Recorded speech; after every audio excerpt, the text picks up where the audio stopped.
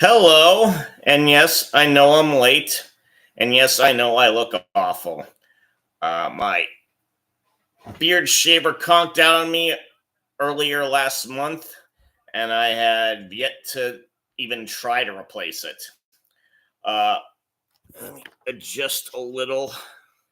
There we go. So, I turned my TV on to find out that, yes, it's still snowing in Buffalo, and surprisingly, San Francisco has been able to trudge its way through and take an early lead. And we've got a nice Bills run by number 26 of the Bills, Ty Johnson. And I anticipate this game to be like what my Cardinals faced against Minnesota, a team that has pretty much sewn up their playoff hopes against a team that is desperate to retain theirs. And hello, thank you for joining in. Uh, we got another run, this time by Cook, who does not gain much. A bit of extracurricular activity between the linemen. So it looks like the Bills have done, or at least their organization has done a yeoman's job to keep a bunch of snow off the field as Allen pile drives his way for a first down.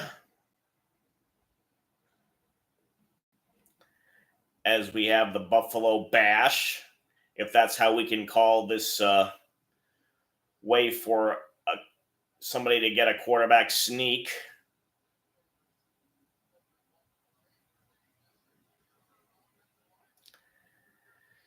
And it's about 5 minutes left in the quarter. Allen is in the shotgun, and he's back to pass. And he gets it complete to one of his tight ends, Morris, number 85. The Bills had asked their fans to assist in removing the snow from the stadium. I imagine Bills Mafia did their best to comply. But on the field, they probably had the professionals do the trick. And you can see the 5-yard markers on the field. And NBC's got, like they did with the game earlier this week, some sci-fi artificial markers of the numbers. I don't know how I believe that was the case where they were able to humanly get on the field and show that. Although I imagine at the start of the game, the Bills staff did that a bit, but you can tell that the numbers aren't quite fully aligned. We got another completed pass, this time to Shakir, and they are in 49ers territory.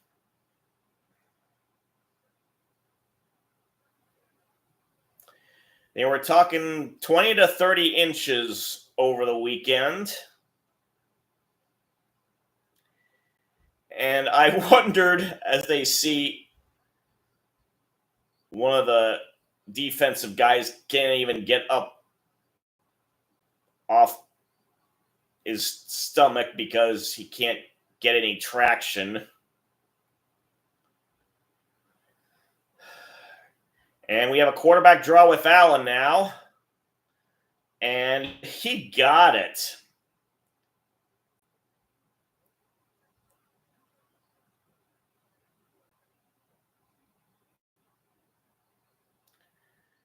As I was about to say, I wonder if the Bills resorted to artificial turf or if they use natural grass.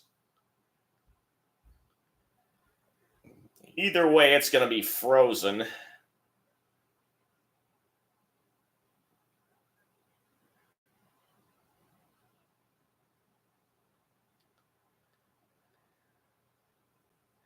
And Allen's shaking his hand. He's got a glove on it, but no glove on the right hand that he uses to pass with, which is quite interesting.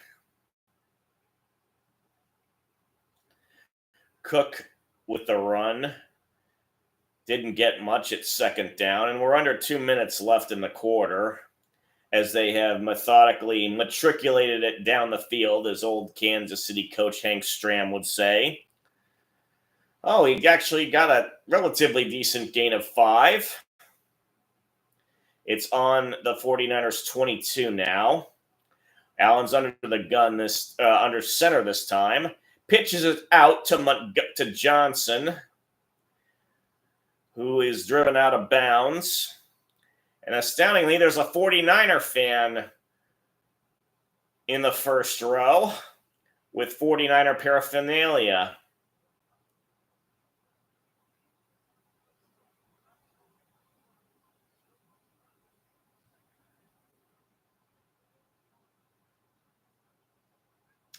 As they show the crowd. Now, since the Bills have red in addition to their white and blue, sometimes you won't be able to tell which fan is with whose team. Oh, we got Davis this time running it, and he almost gets a TD. He's brought down at the 5. First and goal.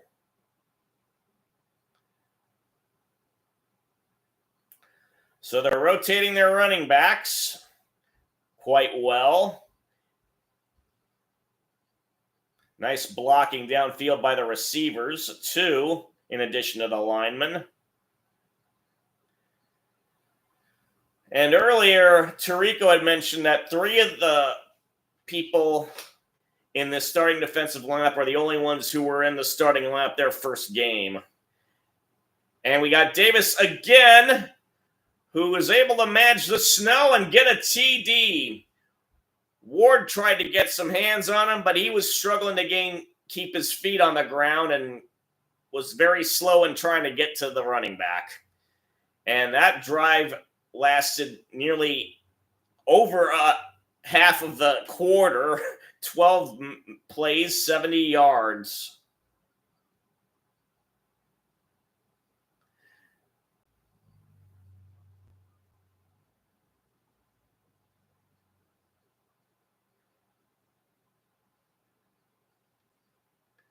Now, I imagine the Bills players would not like to be running around in this stuff, but they'd be a little more used to it than the Niners, as the extra point is good. And we've got an official timeout, although it's only going to be for 30 seconds as we go to a commercial. And given that my Cardinals, once again, blew a lead of double digits, I decided to switch it up with my paraphernalia that I wear because my Sun Devils did not do that over the weekend. They completely obliterated the Arizona Wildcats and put them in a position to go into the college football playoff of all things. I'll talk about that later on, though. We're back in the action. The temperature's 30. It feels like 20, and we've got wind of 10 miles an hour coming from the west, which accounts for the lake effect snow.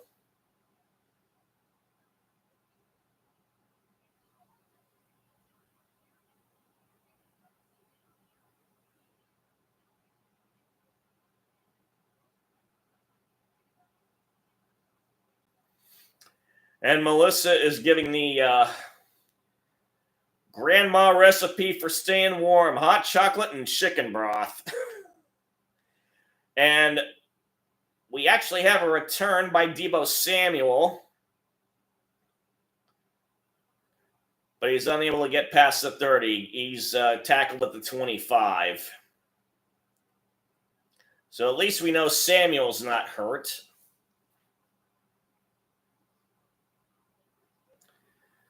So the Sun Devils got a share of the Big 12 title in their first year in the conference, even though there aren't actually 12 teams in the conference. You'd think that they'd get around to changing the name eventually. But I couldn't help but be impressed. Kenny Dillingham did a yeoman's job to get this team out of probation hell and make them competitive. That's all you could hope for, because the probation was a bit extended into part of the season. And now we've gotten a guaranteed genuine official timeout as the first quarter's officially over, as George Kittle tries to enjoy a bit of the snow himself without his helmet. And I'm gonna check and see. I was trying to keep my eye on things at work about who else was going to win in the Big 12. Because the Devils were tied with 3 different teams for the lead before Saturday. And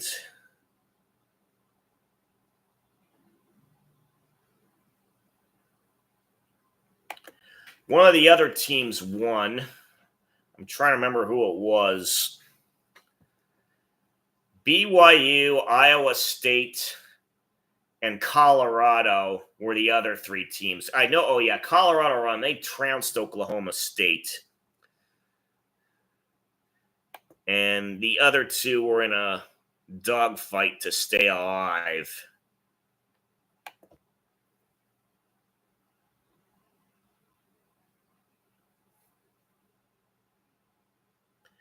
And I didn't know what the results were until now. And BYU did end up beating Houston.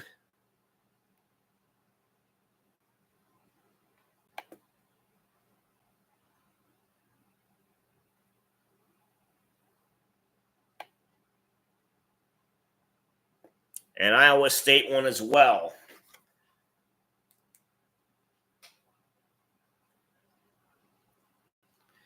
So they're showing the Arteri Pagula of the Bills, and they also were showing the new stadium under construction with all the snow around it.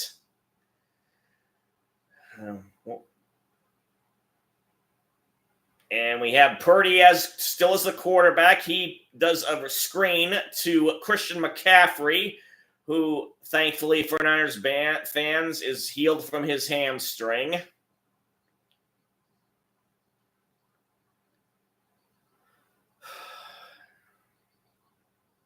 They're showing McCaffrey in slow-mo trying to get his traction. Oh, Matt Milano's back too. And so it's kind of a wash in terms of players coming back from injury.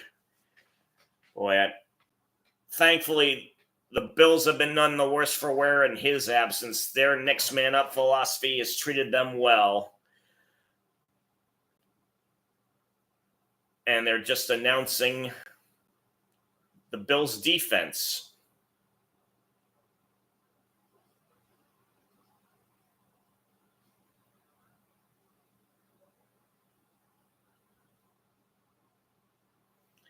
And Hamlin's also in the starting lineup. He was kind of a 5th defensive back when he started out. It's good to know he's made the starting lineup. And Purdy is in trouble, but he's able to run out of it and goes out of bounds to gain a few. So this will be interesting. I think Milano played last week, but this is a completely different game with the snow on the field. Whether he could re-injure what he already had injured. That really goes for anybody on both sides. So 2nd and 7. Purdy's under center at midfield. Hands it off to McCaffrey, who gets a great run. Oh, almost broke it, but a shoelace tackle by the Bills kept him from going all the way.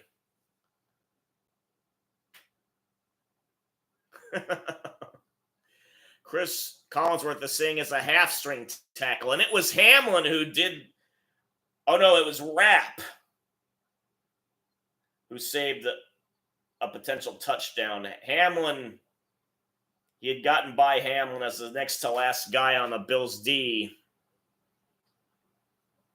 McCaffrey already has 58 yards on 6 rushes. And they try and do I don't know what that was, some kind of trickeration that Rasul Douglas sniffed out right away and got Jordan Mason down behind the line of scrimmage. No one blocked him. Another ex-Cardinal doing well for another team. I know what he did as a Packer to end our undefeated streak in 2021. Purdy's now back to pass, and he still can't find anyone, and he's in trouble, and now he's going to throw it to the end zone, and it's intercepted, and it's Hamlin! Oh, but there's a flag. So wait a minute. It's his 3rd interception if it counts, matching his jersey number.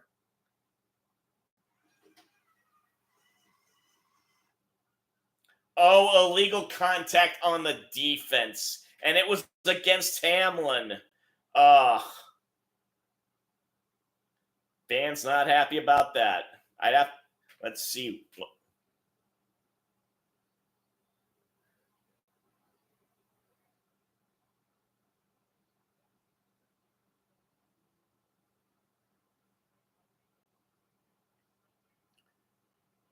Kittle and Douglas had got their feet tied up, and Kittle ran into Hamlin, who put his hands on Kittle's back to try and keep himself from hitting the ground. I don't know about that call. So it's now 1st and 10 for the Niners on the 30, and McCaffrey was trying to wait for the blockers to develop, and he slipped and just stayed down.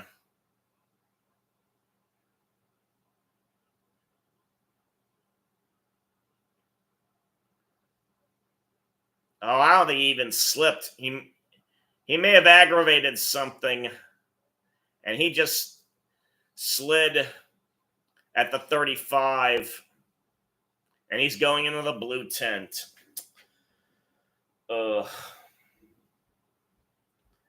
So Purdy was back to pass, but we've got Laundry on the field. Delay of game on the offense. They actually called that for a change. So the 49ers are now going backwards twice in a row. 2nd and 20.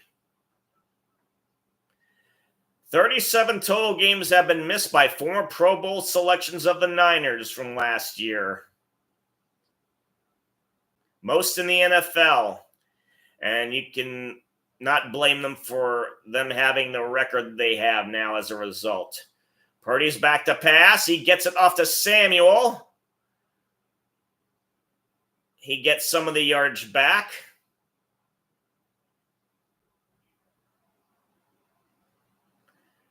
Ten minutes left in the half.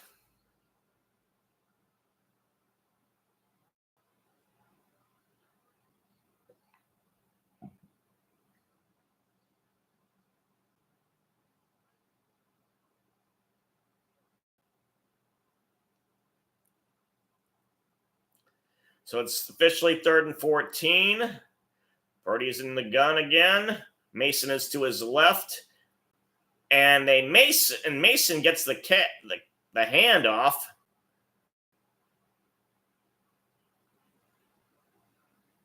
Surprised they didn't bother to pass. because he only got 6. And now Moody is out to kick. He has not been consistent this year, but he made one earlier, and they're going to have him go out again for a 45-yarder. Now, he does have an advantageous spot for the hold for his punter, Wisniewski. And snap the hold. The kick, it's not going to make it. So much for that.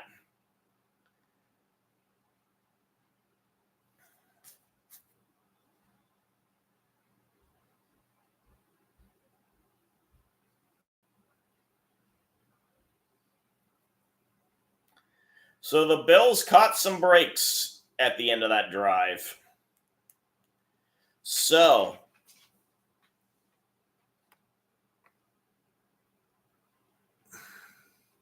all 4 teams that were 9-2 in the Big 12 won. Iowa State, it was a bit touch and go against Kansas State, who was, like Iowa State, ranked in the top 25 at the time. BYU had a bit of a struggle against Houston early on, but they wound up winning by 12. And so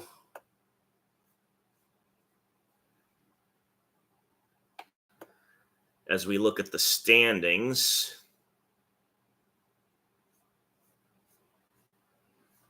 aside from the Army-Navy game, I don't think there are going to be any more college football games, save for perhaps whoever's playing in Hawaii.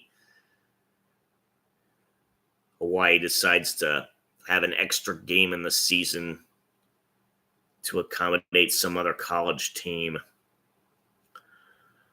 Army did win the American Athletic Conference, beating Tulane to accomplish that. The ACC, the winner is SMU, although they have to do a playoff, and the winner of the second place spot was Clemson. Miami got upset over the weekend.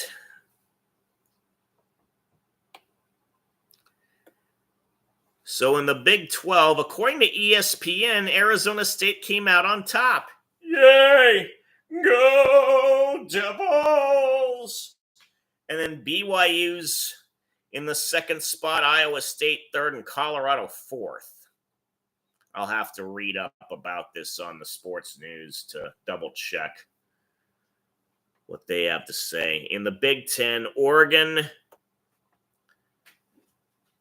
formerly of the Pac-12, and it hurts to say that, even though I live here, even though I didn't grow up here, you know, the Pac-8 and 10 and 12 had quite the tradition. But they wound up going undefeated all the way. And because Ohio State was beaten by Michigan for the 4th year in a row, they dropped down to 4th. Okay, we got a hand off to Cook, who is breaking already. He may go all the way. Oh, my goodness. As he tries to slow down in the snow and not run into the wall in the end zone, he manages to accomplish that. And they do the snow angel bit, and the fans in the stands throw snowballs up into the air. Oh, boy.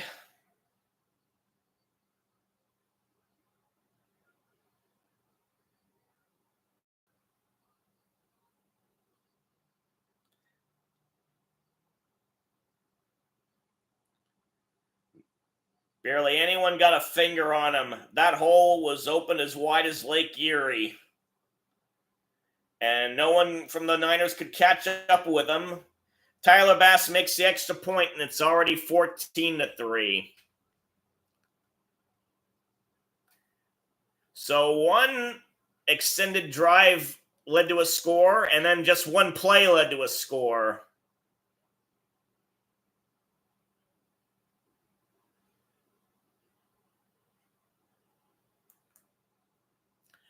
So, Penn State wound up tying with Indiana for second. And to think that Indiana actually got second after they've been such a god-awful football program, even when they had NFL Pro Bowl caliber talent like Antoine Randall, they rarely had a chance to get a winning season. So happy for them. It looks like, well, again, I'm looking at ESPN's display of things. That may not be how it actually is. I have to double check the news again. I need to make sure it's absolutely obvious. Conference USA, which got devastated again by defections and yet managed to survive with a 10-team formation by picking up a couple of strays from the independent sector and Division I AA. Jacksonville State came out on top there. The Fighting Irish and the Yukon Huskies were two of the three independents with winning records, and we can anticipate on Notre Dame being in the 12-team playoff mix. In the Mid-American, Miami of Ohio and Ohio tied for the lead, so if they have a championship game, those two will go at it.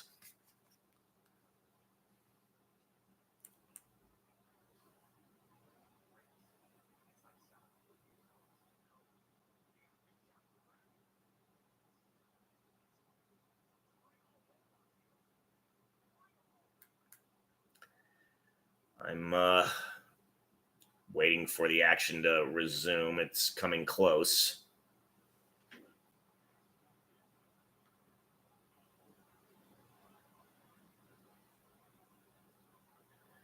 It's interesting in the ring of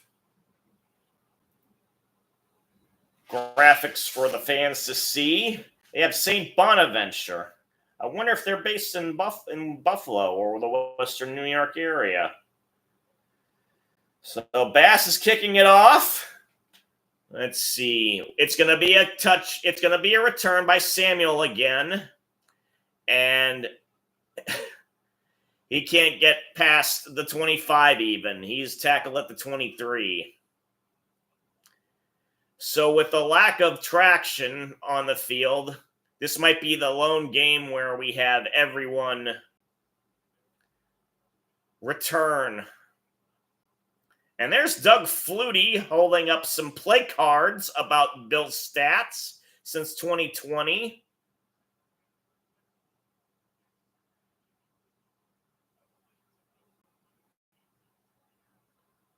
I hope he got paid well by NBC to do that. And we have Mason on the handoff, and he too breaks it.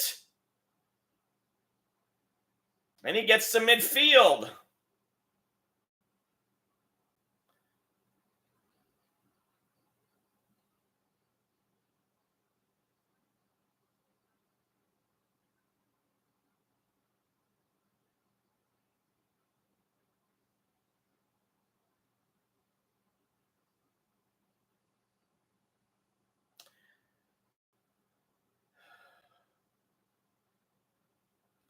Been a lot of rushing yards for both teams. Mason again with the handoff. He gets down to the Bills' 45, and with that, both teams have 100 yards of rushing.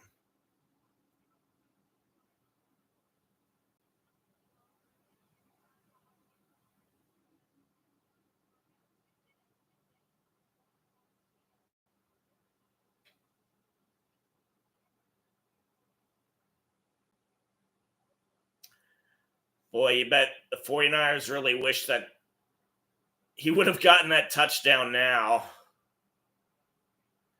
Fred Warner's going into the locker room as well. Samuel gets a wide receiver screen, but it won't get much a yard if he's fortunate.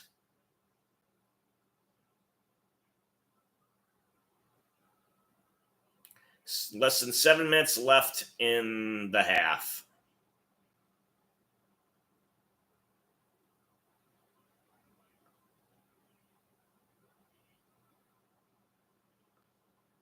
Clock continues to run. Purdy's in the gun. Mason's to his left. He gets the handoff again, and he gets the first down again.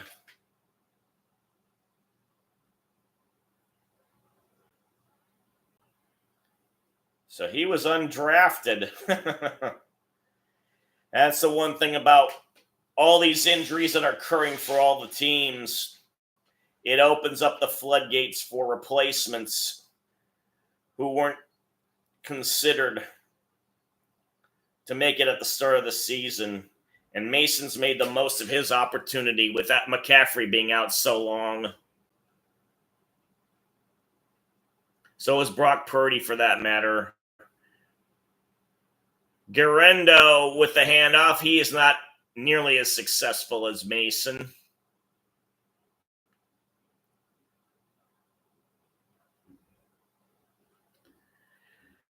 Going to be put down at the 37. So officially, he didn't gain anything. And Phillips of the Bills' defensive line is trying to get his fans pumped up again. Purdy's now with a empty backfield in the gun. He's back to pass.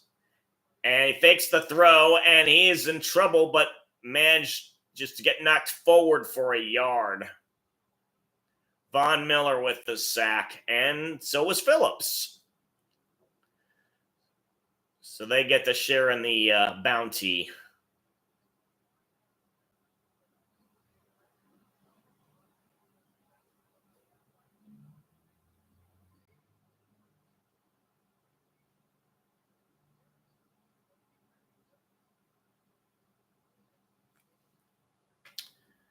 Third and 9 now. Ricky Pearsall in motion. Purdy back to pass again. And he's had to scramble already. And he's brought down behind the line by number 50, Greg Russo.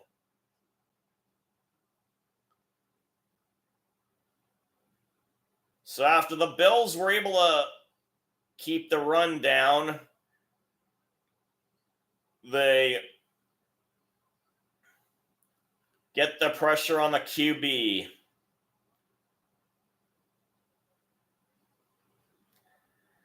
So will they try another field goal again? No, they're going to punt it. Oh, actually, that's O'Donnell who's punting. Wisniewski must be hurt too.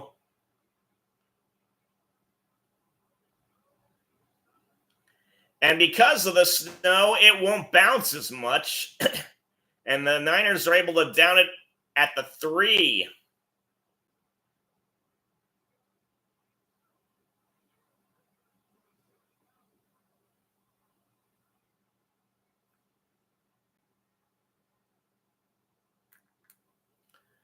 Okay, back to the standings of college.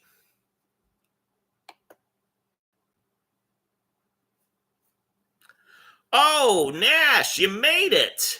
So did you, T. Thank you. Sorry I missed the chat. Given I was late, I didn't know if anyone would show up as a result. Thank you for both doing so. Yeah, Nash, I assume you're obviously happy with this predicament. Who do I think should win Offensive Rookie of the Year? Ugh. That's a tough question. I'm trying to remember who's a rookie. Because the very successful ones, they no longer become rookies. They act like they've been there before. Uh, Daniels has obviously done well. He'd be my sentimental pick since he's a Sun Devil like me, and I'll go to my grave saying that. Screw the Tigers of LSU. Uh, Williams has done all right, save for that game last week. Well, yeah, it is last week. Last Thanksgiving, too. Man, talk about a hot mess. Marvin Harrison Jr.'s had a pretty decent season, though he was pretty quiet today. Minnesota made a premium on trying to stop him from breaking out. Let's see. Bo Nix. I haven't seen the results of the afternoon games yet. Nash, if you could fill me in on that, I'd greatly appreciate it.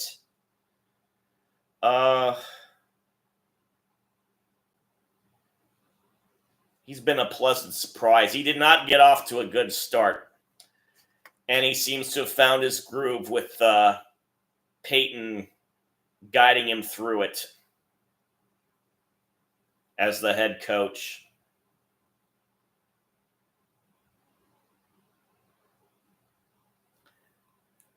Okay, back to the action.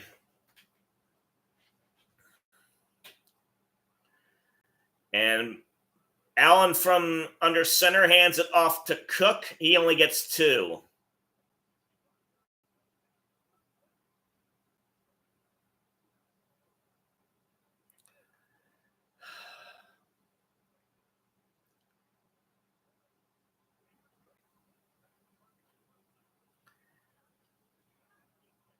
And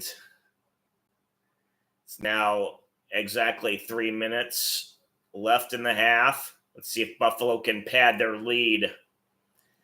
Allen's in the gun now with Cook to his right. Snap. Allen gets it off. Oh, he gets it complete to Knox. And he is dragging people across midfield.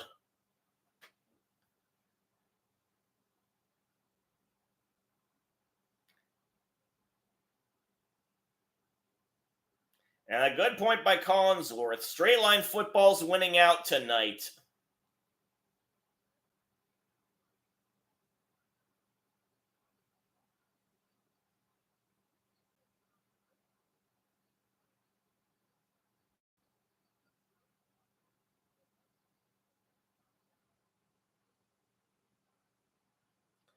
So they're going to wait for the 2-minute warning to come around.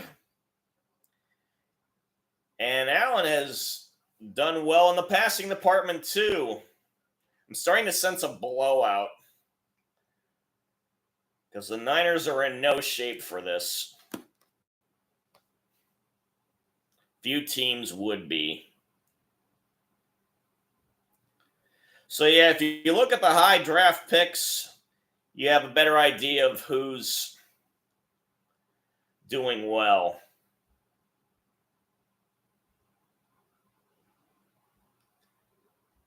Now, Michael Penix has yet to see much action. Kirk Cousins threw a ton of interceptions today. Penix might yet get to see the field in extended fashion. Let's see.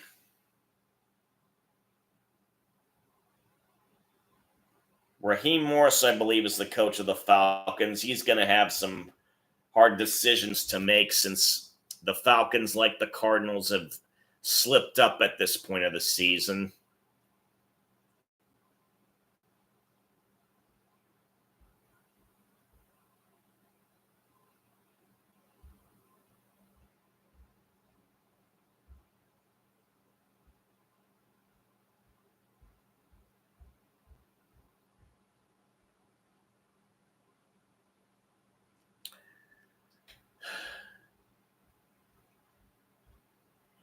Jader Dales. Nash, for the love of God, you don't need to rush type. Take it from someone for whom the most valuable class he ever took is typing. Now, because I have Asperger's syndrome, I'm not well coordinated. I have to look at the typewriter every time I'm typing something. I cannot speed type. I don't even try. So just T, I believe you mention earlier being a Pittsburgh Steelers fan.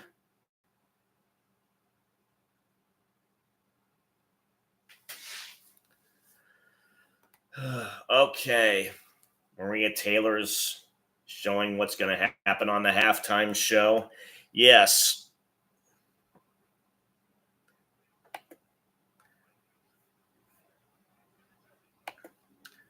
Okay. Action is returning to the field.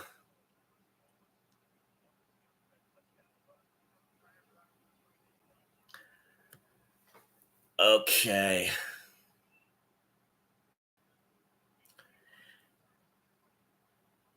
Cook is on the run, and he breaks it out as well again. T, I don't know why you'd be so cynical. Your Steelers did a bang-up job on the offense, although Cincinnati did so too, and it was just a matter of Pittsburgh scoring more points. So you're in the lead. You're in the driver's seat for a division winner.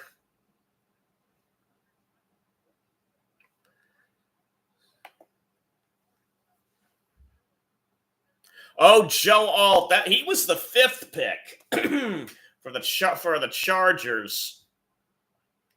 And there's Cook breaking it again for 10 plus yards. Yeah, Jim Harbaugh knows that in order for his quarterback to have a successful season, he's got to get protection.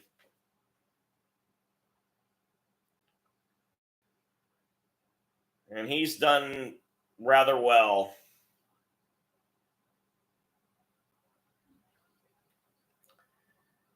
And the clock continues to run, even though the Bills have all their timeouts.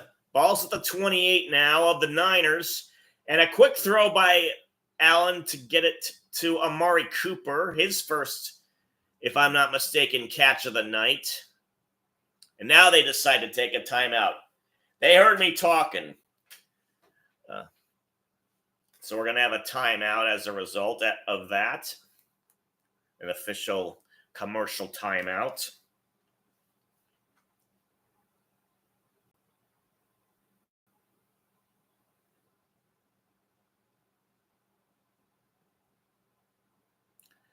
So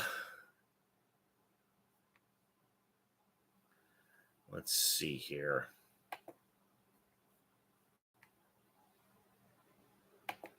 Back to the college rankings.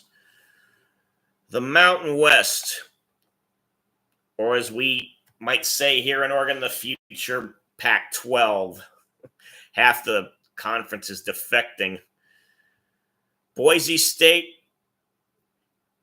went undefeated in conference play, had only one loss outside of it. They're looking to go to the college football playoffs as well. UNLV and Colorado State tied for second. We'll see who is the one that gets picked to play Boise State in their conference championship game. In the what's left of the Pac-12, Oregon State won the conference since they only had the only opponent they could play was Washington State. Although, ironically, Washington State had the better overall record, and they will get to play in a bowl game. In the SEC, which was quite a mess of teams vying for the top spot, another debutante, Texas, won. I wonder if both the Big Ten and the SEC regret letting all those newbies in. The noobs won both those conferences, although, of course, they have to have a playoff game as a formality, and Georgia and Tennessee were tied for second there. And last but not least, unless you're a Power Four fan, we have the Sun Belt, which is the only conference that's divided into the East and the West along geographic lines. Marshall won the East. Louisiana, formerly Southwestern Louisiana State, won the West. So they'll battle it out for the playoff. Allen's back to pass. He gets Cook, and he gets inside the 10. And that stops the clock with 1:01 left exactly. Boy, the Bills are really making mincemeat of this Niner defense. And this is the first game this season with 100 yards for each team in the first half. The Bills are almost averaging 10 yards a carry.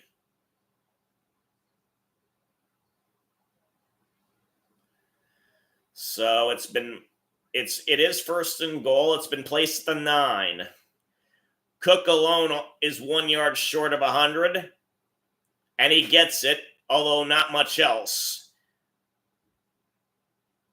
Only got 2, and now more extracurricular activity, and Laird Flight does a push after the whistle. Oh, Tampa Bay beat Carolina in overtime. They're showing the scroll on the back. The Rams, unfortunately, won. Philadelphia won. Yeah, aside from the Cardinals game, I don't know who else won. And, of course, you've got the lake effect snow. The Chargers did beat Atlanta. That one I knew about. Pittsburgh, of course, beat Cincinnati. Houston beat Jacksonville, who were obviously hurt by that vicious cheap shot on Trevor Lawrence. So Allen's under center now. Fakes the handoff. He was trying to get his tight end, but he wound up well covered, and he's forced to throw it out of bounds. So 47 seconds left. It'll be 3rd and goal. In the Sun Belt, the Ragin' Cajuns of Louisiana are the only team with a 10-win season. Marshall won 9. And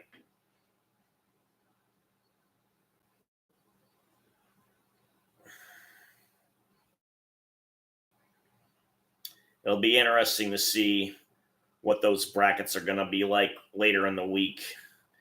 Allen's in the gun again now. Back to pass. Not being rushed terribly hard. Oh, did he get it? Yes! Collins was able to fight off the defense and keep his feet into the end zone when he made his grab. And yep, it's 21-3. And yes, it's a 97-yard drive in 9 plays. And yes, the Bills are looking to blow this out.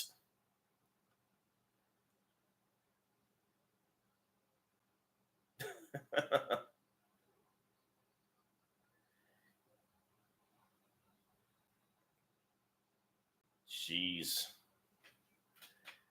Now, did he get both feet in bounds? Yes, he did.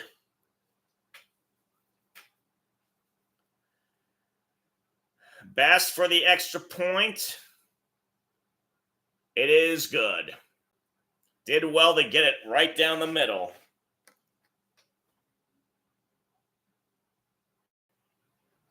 Oh, jeez. Matt Collins trying to walk barefoot in Orchard Park. Boy, some of these guys, they're just built from a different type of fiber.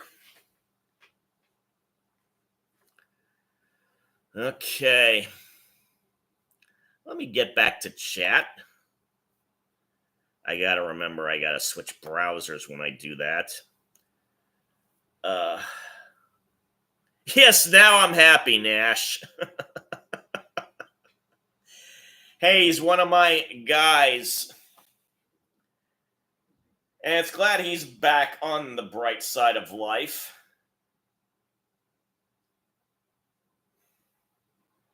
Tennessee did try to make a game of it, but the lead was just too big.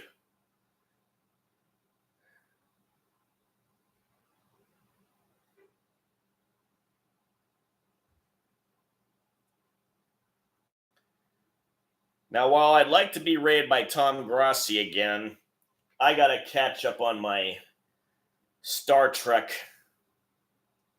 Fleet Command action. Make sure I do all my daily goals. So I'll be spending halftime doing that. I still have yet to eat lunch, too. So, but I wanted to brush my teeth to make myself presentable. Not that I doubt you can see, not that you could probably see what gunk is in there. And that's probably too much information for some of you. But I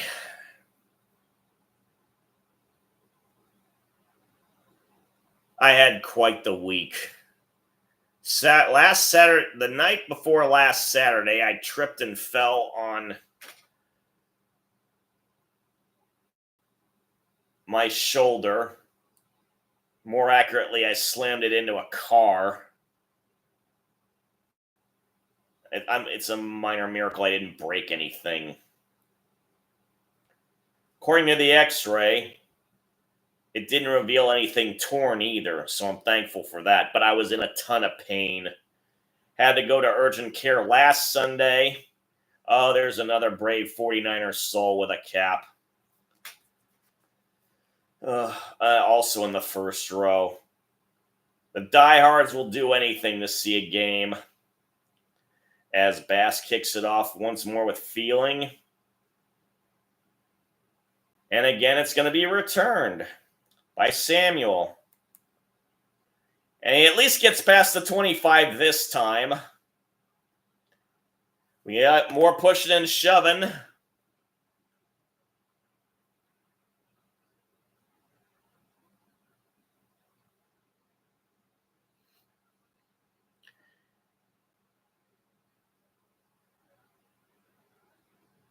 And yeah, you guys need to switch up your cleats.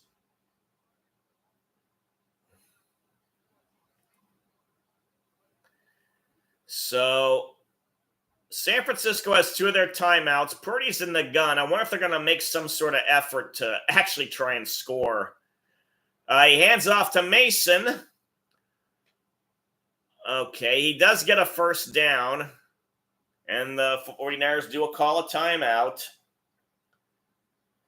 So they may try and run it as much as they can before they have to do the Hail Mary thing. And NFL's trying to emphasize some of their charitable efforts by letting players paint their cause on their shoes.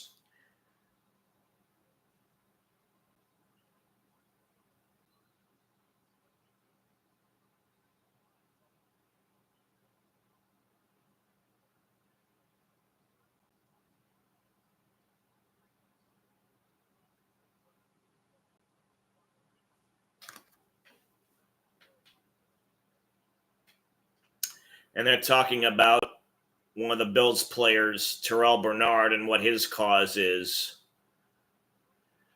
All right. Purdy's back to pass. They do an easy wide receiver screen for Samuel, but he does not get the first down. And they're not going to call timeout.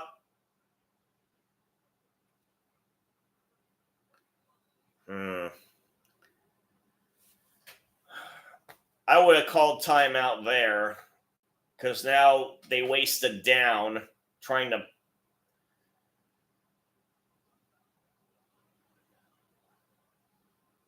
get the clock to stop. Only 10 seconds left.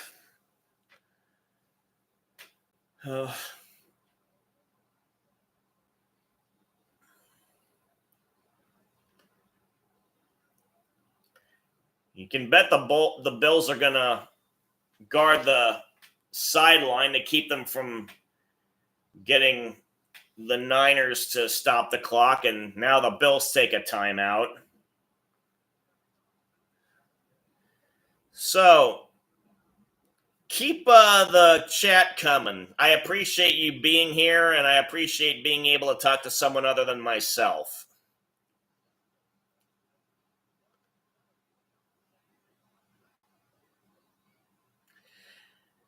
And Nash, I'm surprised you're not calling the game. We'll make that a talking point.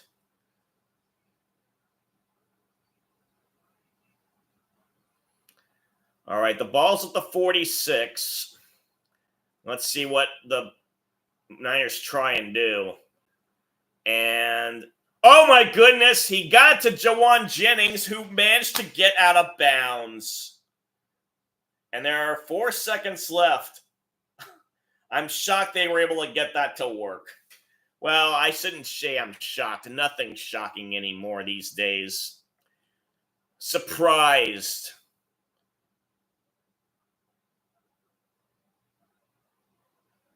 And he kept his feet, and he kept at least 2 feet in bounds before he was moved out there. Up. Moody's going to try it again. Ugh. If I was a 49ers fan, this is what I'd be doing. If I could, I'd cross my toes. Oh, it's from 55. Oh my goodness. Maybe? No. Oh, he had the angle.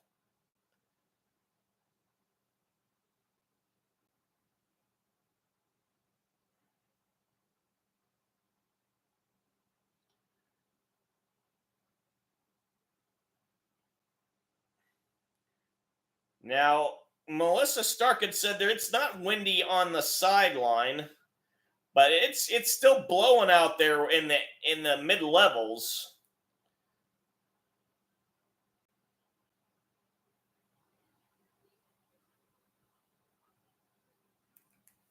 So, all right. If you want to follow Tom Grossi in his raids, you're more than happy to do so. I'm going to go to my Star Trek Fleet Command game.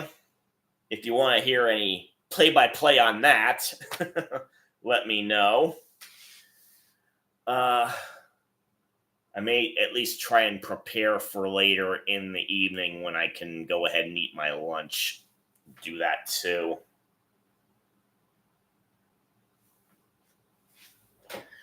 I may come back also to see some highlights over there. Over there. Over there. Ugh.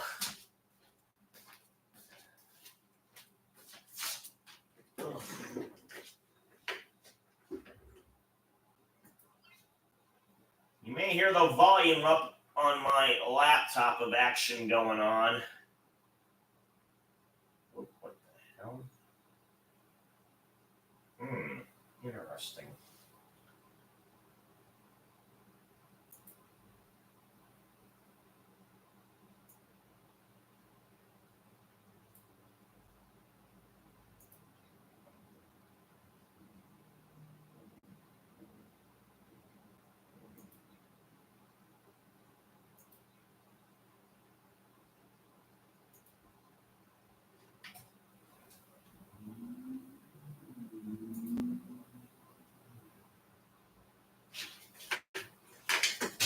Let's see. 6:30 Pacific time for what it's worth.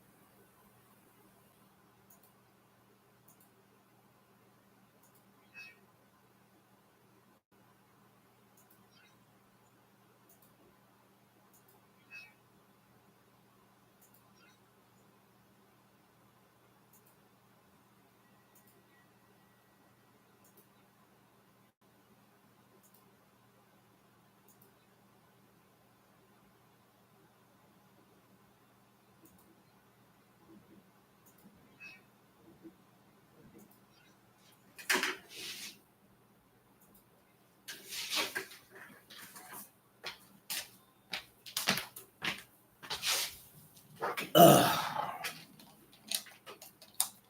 Oh, you're still here.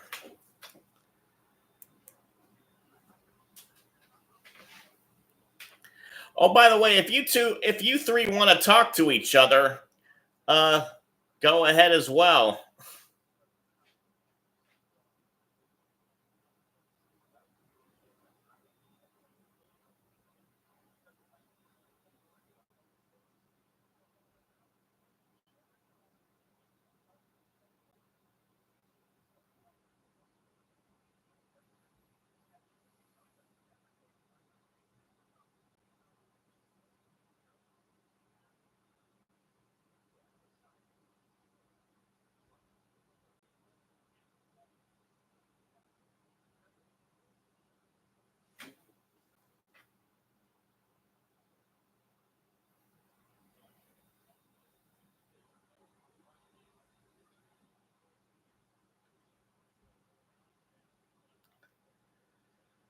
A lot of teams still in the hunt.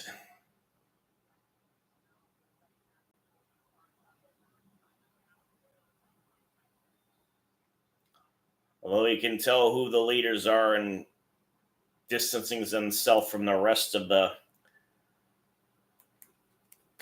NFC anyway. Ugh.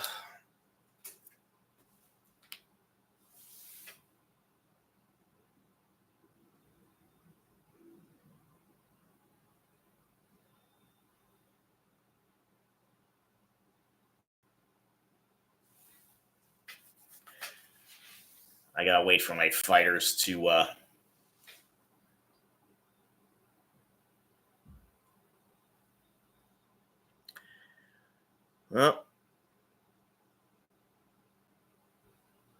T did say earlier they're so cooked for their remaining games. I don't know which ones they are, aside from potential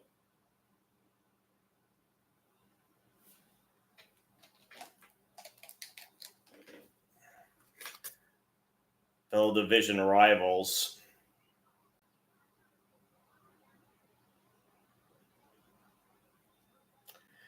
So I don't know what in the schedule had been the original Sunday and Monday night games, but for both, we are officially in flex time.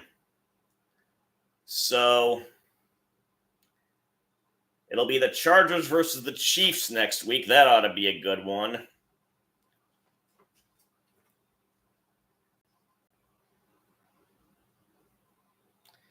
And now we're back to commercial. Now I got to go back and see if my fighters have arrived for battle.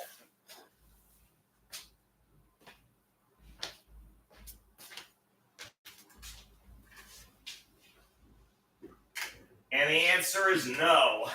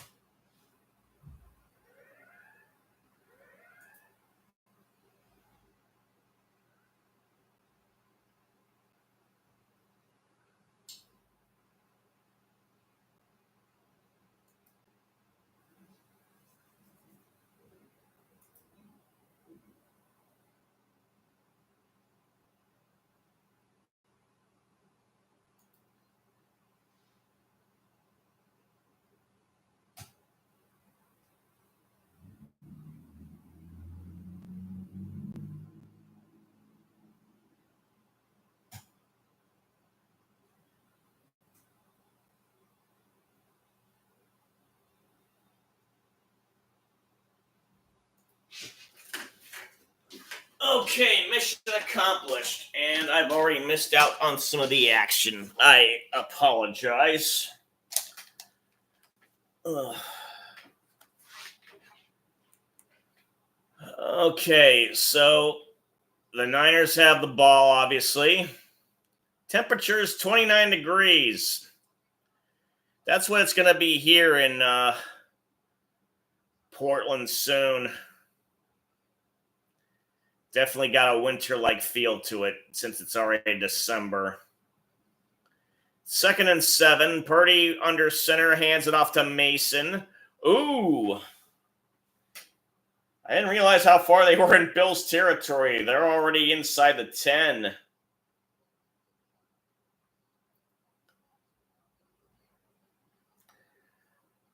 Obviously, they've done a good job doing adjustments in the 49ers locker room.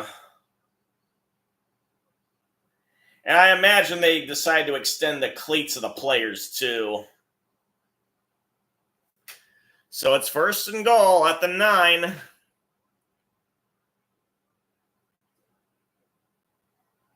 And whoops. There goes a couple of Jade's headbands of some obvious offsides by Miller.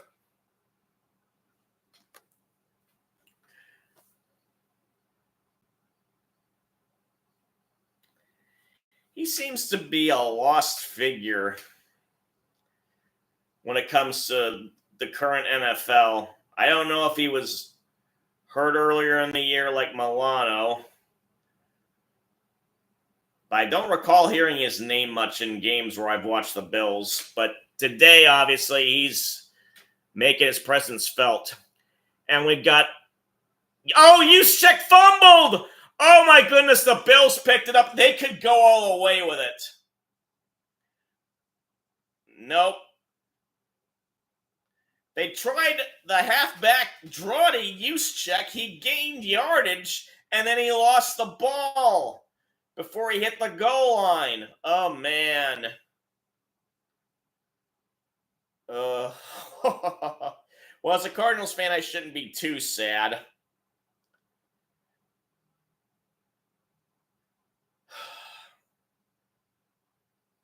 But I was born in Palo Alto. I've loved going to the San Francisco Bay Area whenever I've had the chance. I'm trying to write a book about a storyline there.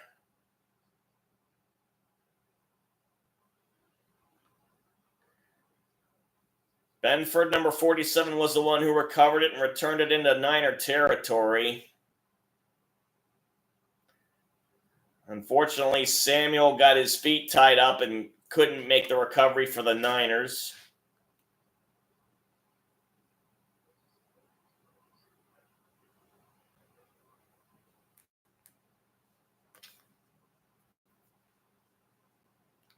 So we're back at commercial again.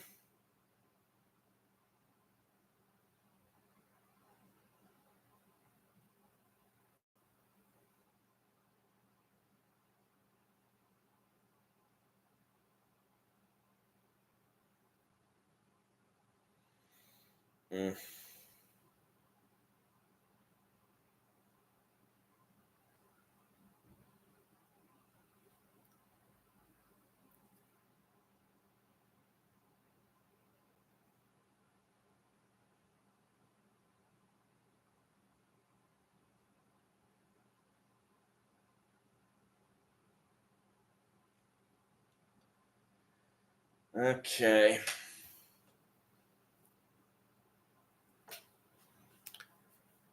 I am going to go back to see how the playoff situation is for college games.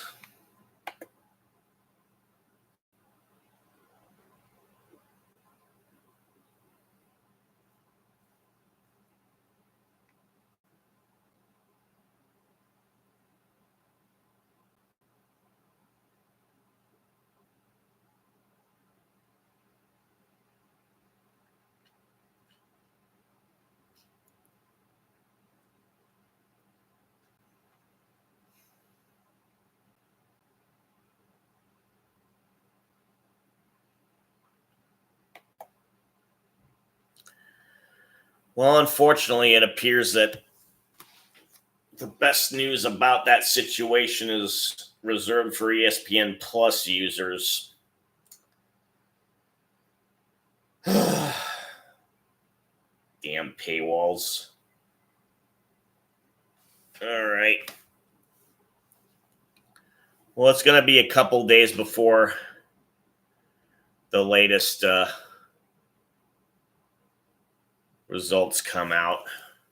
In the meantime, we're back in the action. 11:45 left in the third with the Bills. And Cook gets it, and he gets 7 on a run. And they actually had made it into Niners territory. I think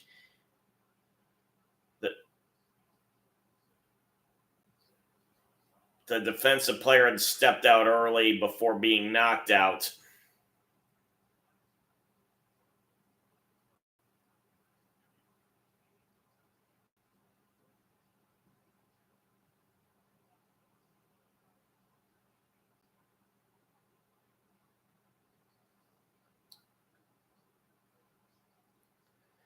Allen's under center. He hands it off again to Cook.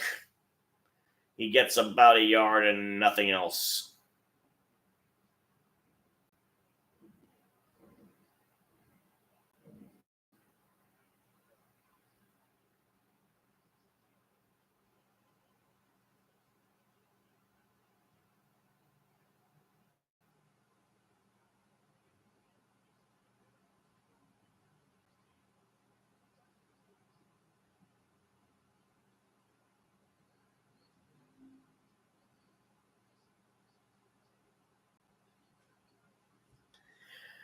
Allen's under the gun, throws it, but too quickly, and it's incomplete. And it's actually going to be 4th down. Crowd wants them to go for it.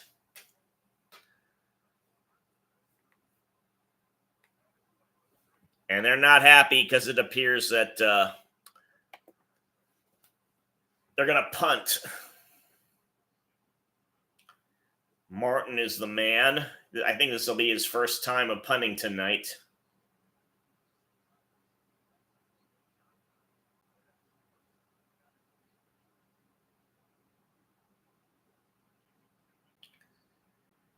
And the punt is off.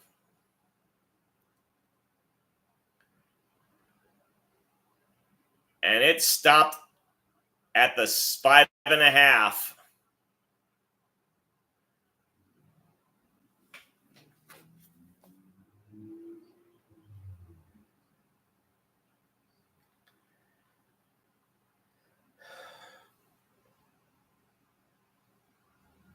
Got a little calypso music there in the outro.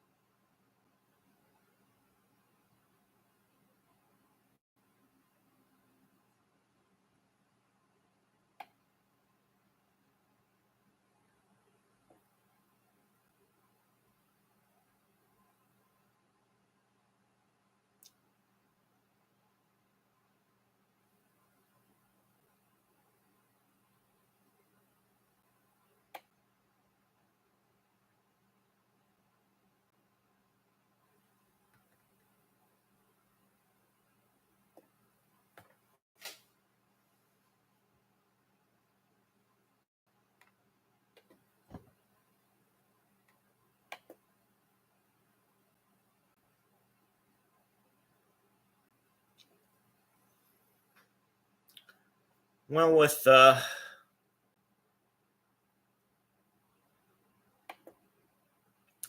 women's sports getting increasing attention,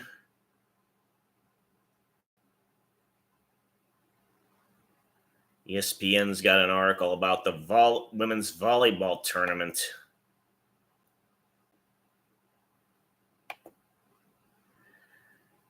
There apparently was a big row in ultra-conservative media about a player from San Diego State.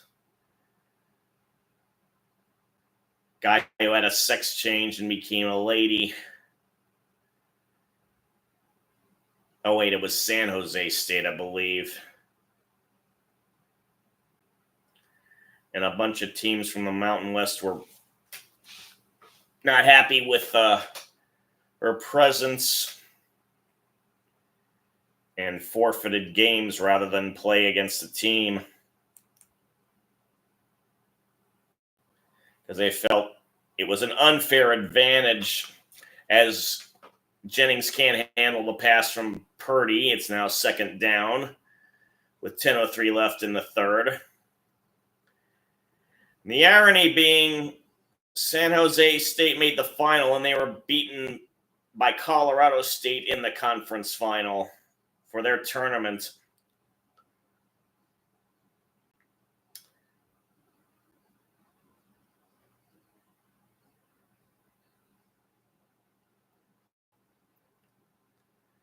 Purdy's under center. He hands it off to Mason, and the Bills' defense stuffs him. Only able to get to the original line of scrimmage with his forward momentum, even though he was pushed back to the 4.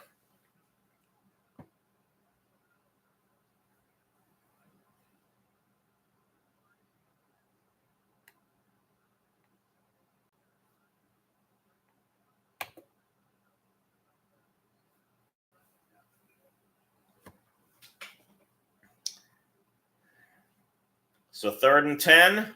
Purdy's in the gun. Empty backfield now.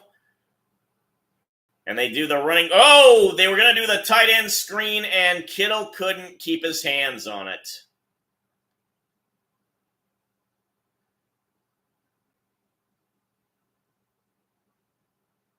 Interesting. First 3 and out for the Niners. The previous 5 drives all went in the Bills' territory, but they only have 3 points to show for it.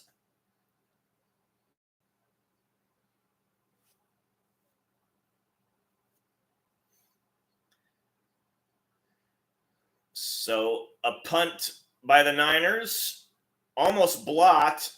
It's been returned from the Bills 47. And the return man, Huntington, number 29, I believe.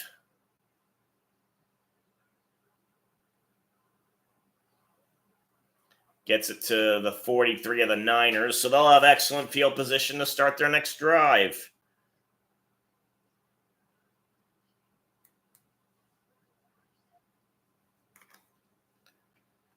All right. Well, figuring out the college football playoff will have to wait.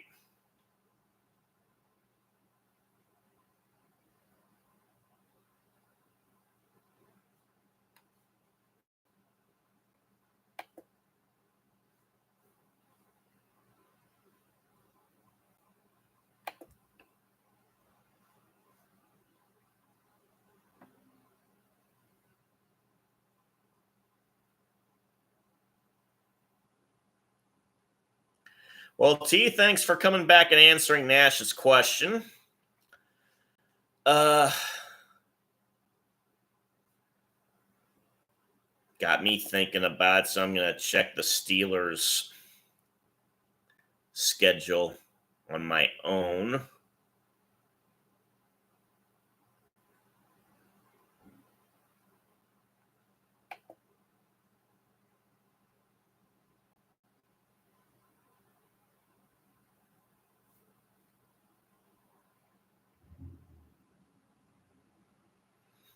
Interesting there. Page on ESPN has their draft picks from earlier this year.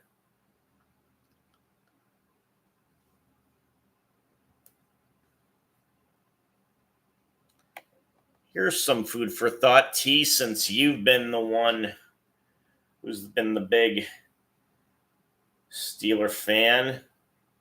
How has the rookie class come about?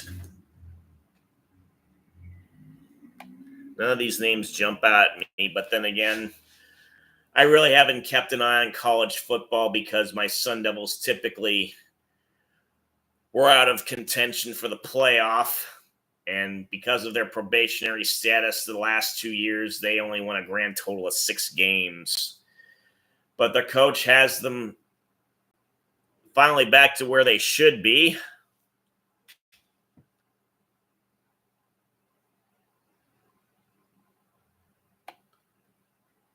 Oh, yeah, Josh Allen is engaged to Haley Steinfeld. Lucky bastard. She's a good-looking lady and very talented, acting and singing, too. So just a little more than 9 minutes left in the third. Allen's under center, and he hands it off to Davis. Ray Davis, that is. They used to have Gabriel Davis in the wide receiving core, but he became a free agent and left.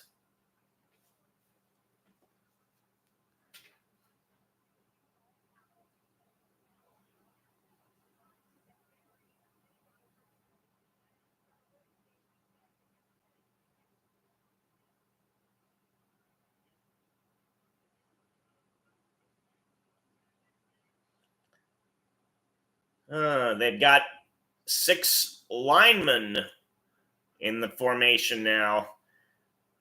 As Davis gets the handoff. Doesn't get much. Anderson reported as a tackle eligible. But they were going to use him for blocking, no doubt, given the conditions. So the Steelers, they have to play. Oh, no wonder T's a bit pessimistic. They play the Browns and the Bengals once more, but in between those games, with the Bengals being the one to end it all, they face the Eagles and the Ravens on the road, and then the Chiefs. As we have an end around by number 1 of the Bills, and we're now halfway through the third.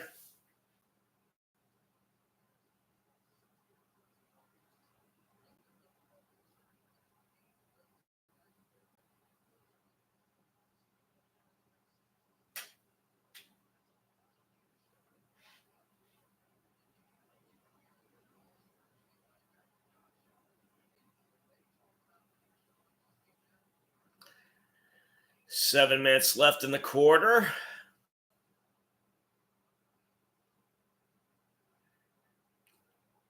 Fakes the handoff to Davis, and Allen gets the pass off. Oh, and it's broken up by Mustafa, number 6 of the Niners, who did a great job. He was like Superman trying to bat that ball away. So it's 4th and 2, and the crowd is thrilled that they're going to go for it.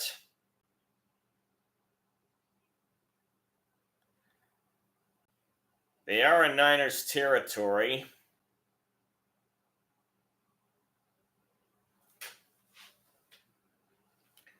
Wonder if they'll try and draw the Niners offside.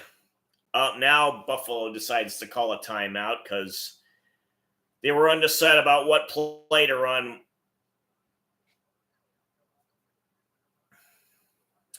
So yeah, that is a tough schedule for the Steelers to face towards the end. But they're a game and a half in the lead in the AFC North. And it's the Ohio teams are way behind. Yeah.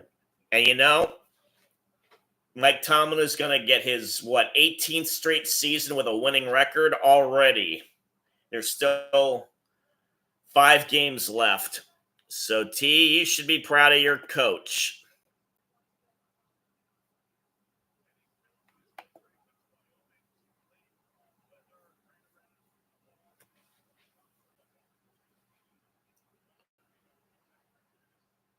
So the percentage for the Bills offense on 4th down is 86, which is the second best in the NFL, but still, you hate to end up giving the ball back to your opponent Allen's in the gun, takes the snap. Oh, he does get it to Shakir, who was completely wide open. So that was a good, wise decision to call a timeout to make sure they had the right play, and they did it.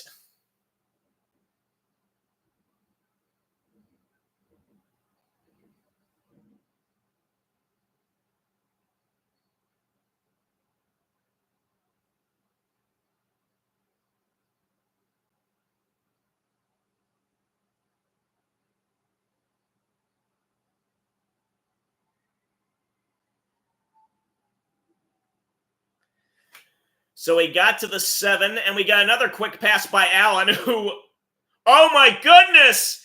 There was a, oh my.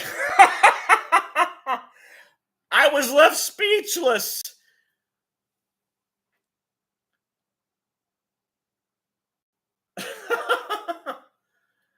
So it was a quick throw to Cooper, who had trouble holding on to it, and he just shoves it back to Allen on a lateral after he got stopped by Green of the Niners, and Allen takes it in, gets the ball over the plane as he dives for the goal line, and they call it a touchdown. Oh my goodness.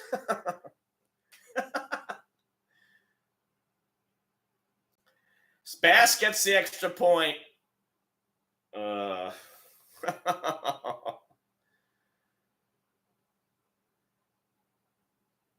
know, I try to call this game to the best of my ability, but I'm still a fan, and I'm like,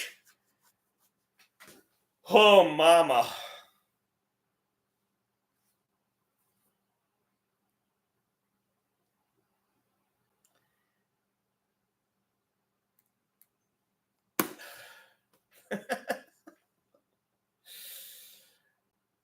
All you can do is just shake your head.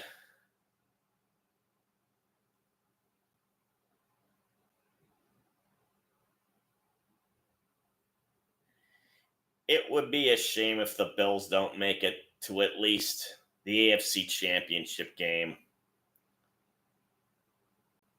They lost a lot of free agents, Gabe Davis being one of them, in the offseason. And they somehow managed to overcome that and become and be still one of the best teams in football.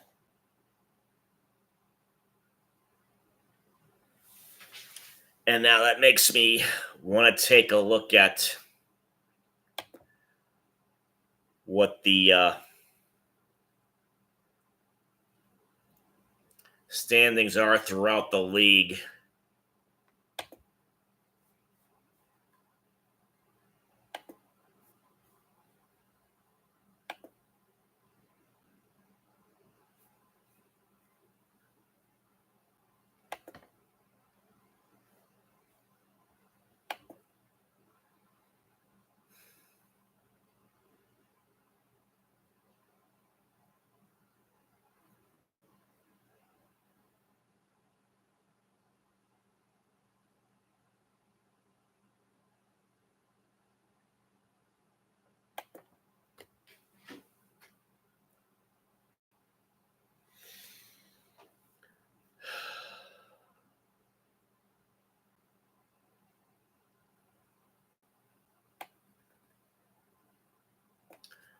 And we'll worry about that later as they show the snow that had to be dug out to make way for the TV crew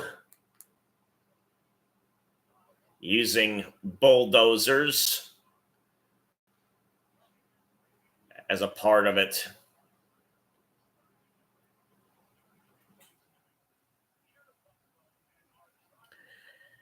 And they're paying tribute to their truck drivers. 10 in full. They were in LA last week, and they had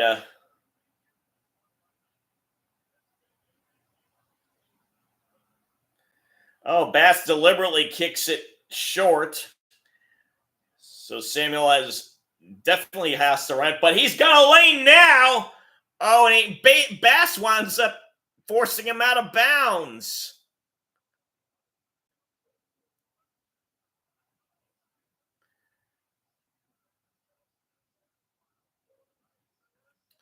So that was not a good idea. Now the Bills have the painful wisdom of hindsight.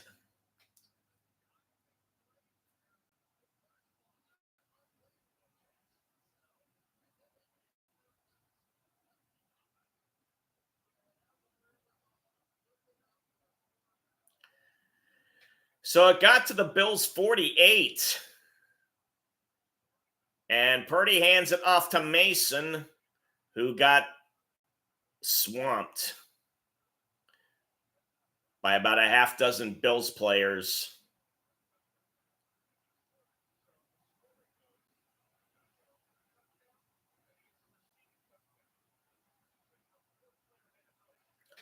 So the official scoring on that Bills last TD, he gets credit for the touchdown on both the pass and receiving it.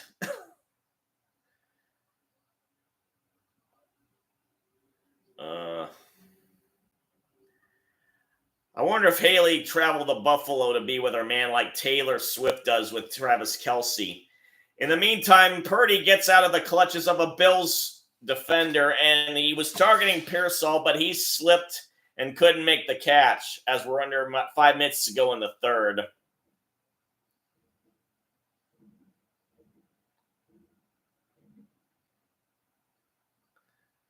He didn't slip, he just more like stumbled.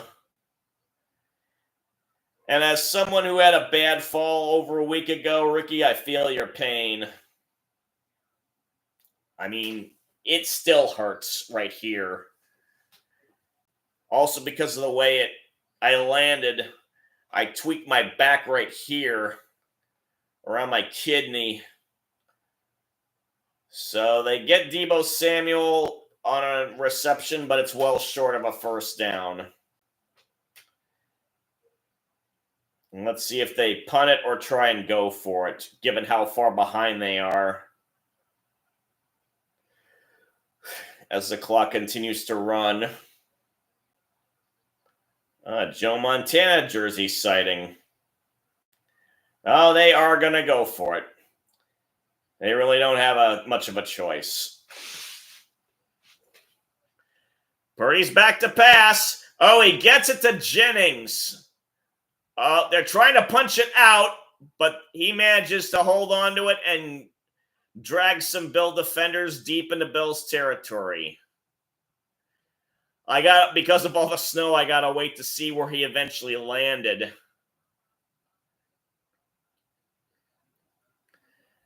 Now, they don't have the fancy special effects graphics, but it does look like the ground staff does clear out the numbers, although the 40, for whatever reason, wasn't well shoveled.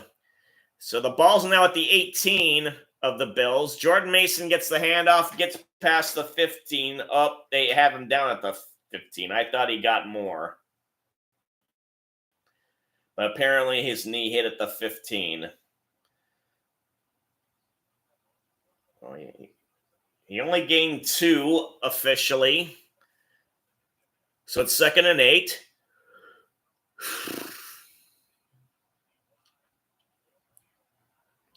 Clock winding down. Just a little over 3 minutes left to go.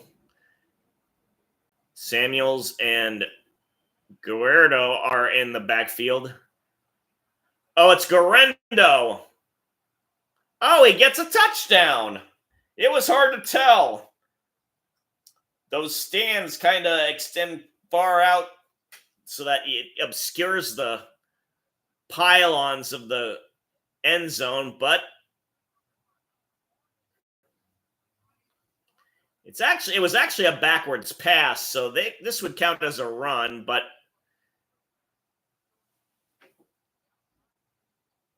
he got some good blocking. and is able to keep the ball in his mitts and inbounds. So now Moody's going to try his first extra point of the night with 2:54 left. And he gets it. Okay. So they took advantage of their great field position on the kind of head-scratching decision to deliberately kind of do a low boot into the snow. And the Bills will get the ball back. We'll see the 49ers do their kickoff. Let's see if they follow a similar strategy. So if the Bills hang on, they'll have a 5-game lead in the division. It's basically theirs. I'm sure they'll at least clinch a playoff spot. The Chiefs have already done that, despite the fact that there are 2 other teams with winning records in their division. The Chargers are 8-4, and the Broncos are 7-5.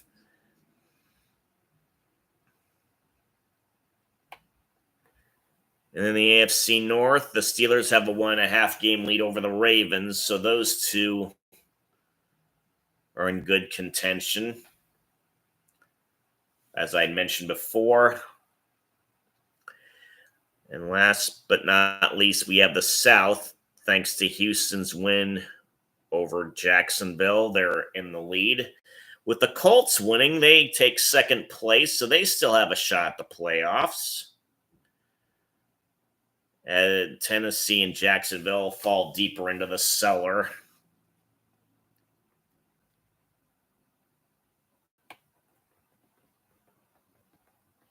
In the NFC, the Eagles have gotten 10 wins now.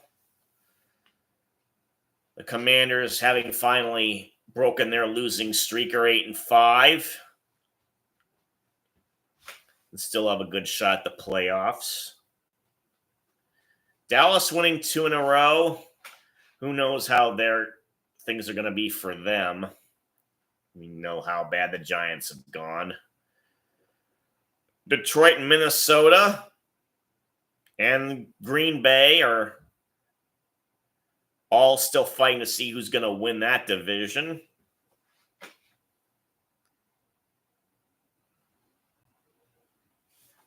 Both are right. All 3 are riding high on winning streaks. In the South,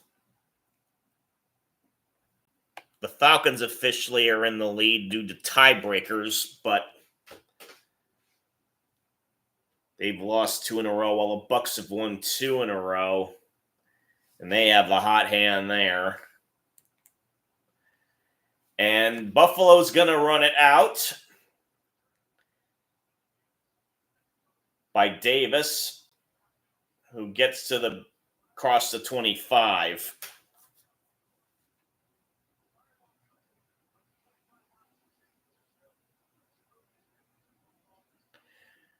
Allen's a NorCal boy. Josh, that is. And grew up a Niners fan.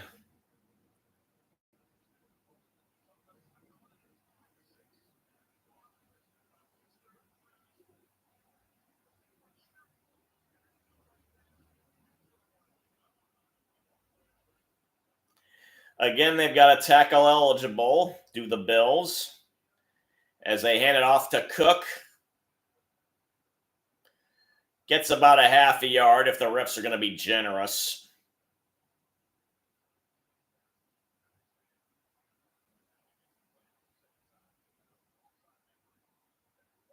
Actually, they say he lost a yard.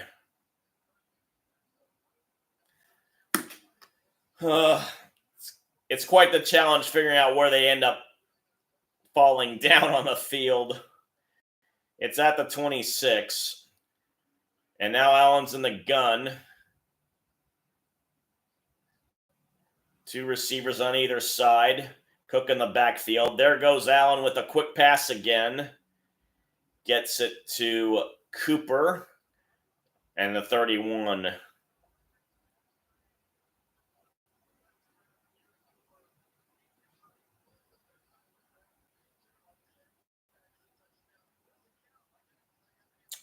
So both NFC South teams are at 500.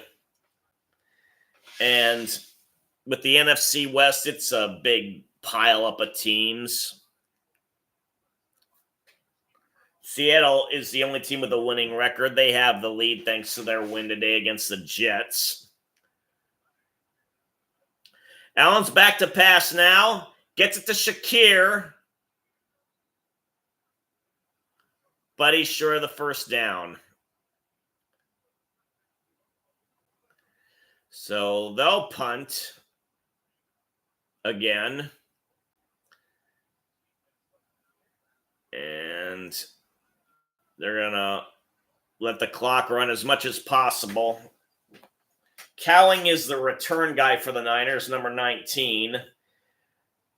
Probably another off-the-street pickup. Haven't heard of that guy before.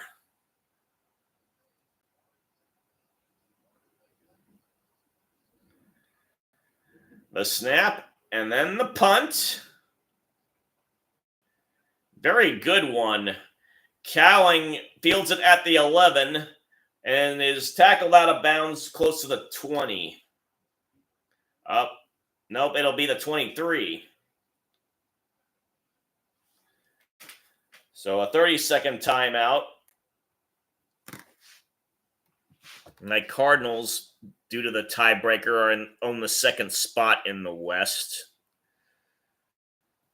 And this is why I want the Niners to lose. Although we have the tiebreaker on them too. Because we've beaten the Niners and the Rams, we lost to the Seahawks. So the Seahawks would have the edge if the Cardinals end up tying them for the lead. But the next game for the Cardinals is against Seattle at home. So maybe they'll actually get to now they're discussing on TV the NFC West standings because the Niners, of course, are playing.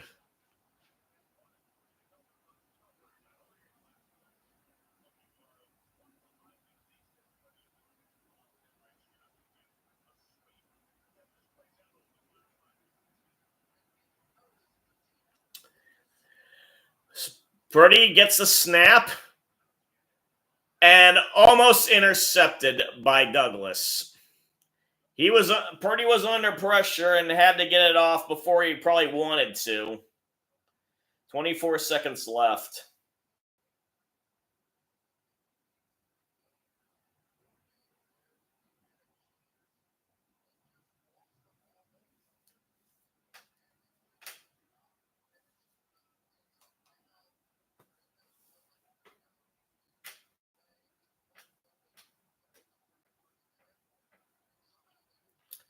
So 2nd and 10, and it's a handoff to Garendo.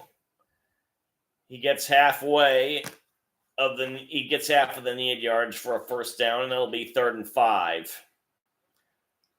And clock's going to run down to signify the end of the third quarter, and the Buffalo Bills are still in charge with an 18-point lead.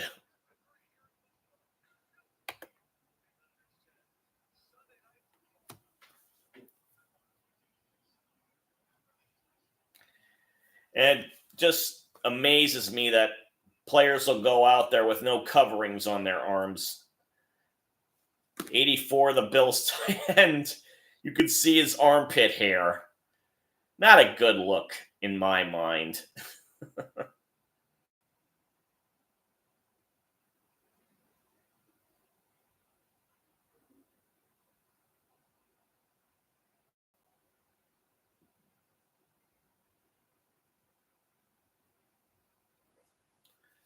So,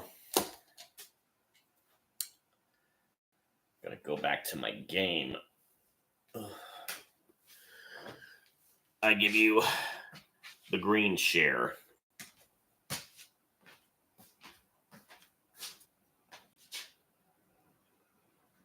Since I'm in my shorts, I gotta move the temperature up.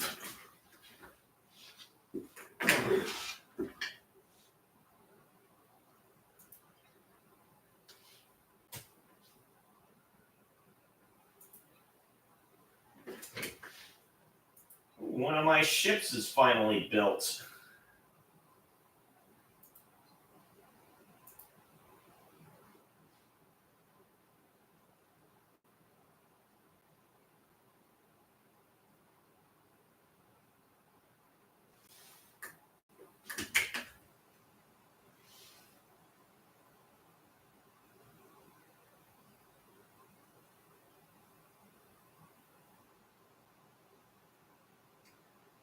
Now it's time to do some serious leveling up.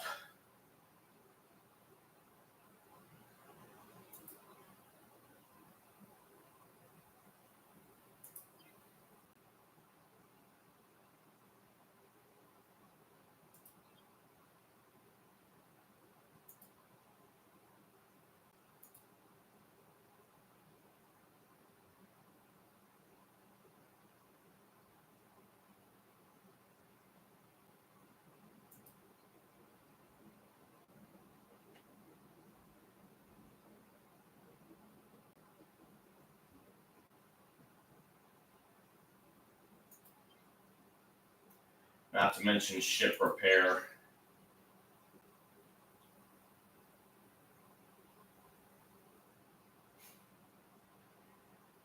Not to mention some mineral refining.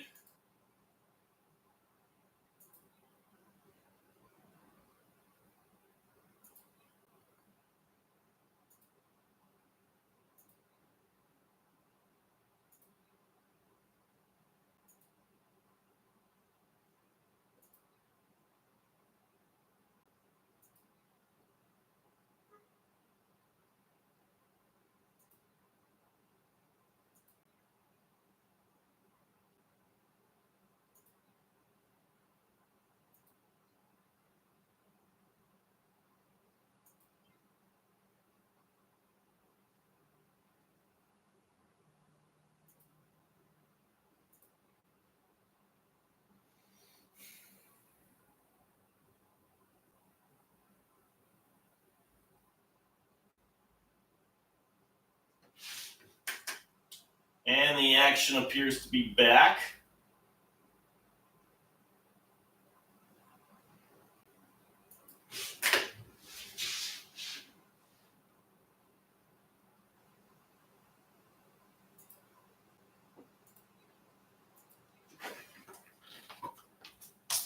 Don't know if there was a flag, although the play clock did stop.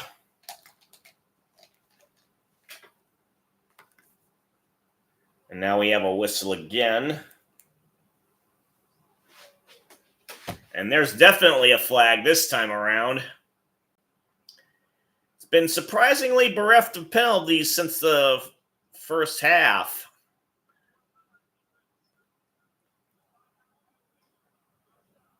"12 men on defense for the Niners.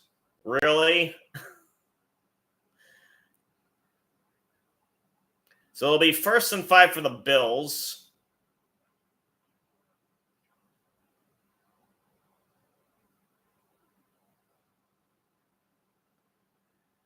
And they're having a hard time with the camera angle. Oh, they wave it off.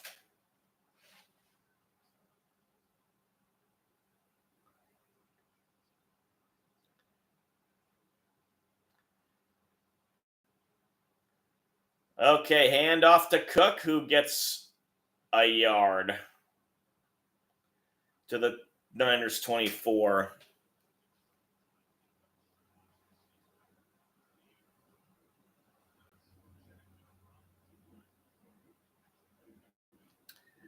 So they're showing the AFC playoff picture. All the teams with winning records are in the hunt. And because of Houston winning, there's not much of a gap between their record and the wild card records.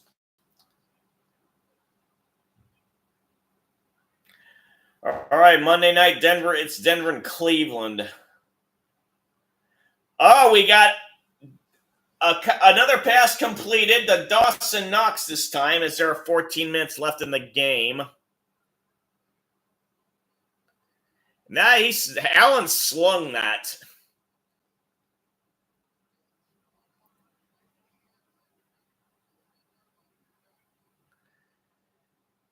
And he was well covered by number 0, Green, for the defense of the Niners. You see, Knox did his snow angel thing after the catch.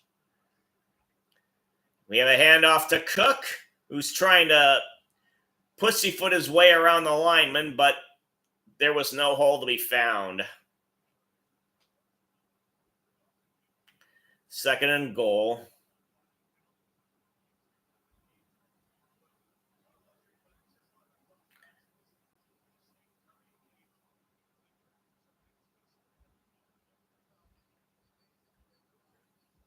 Clock continues to wind down.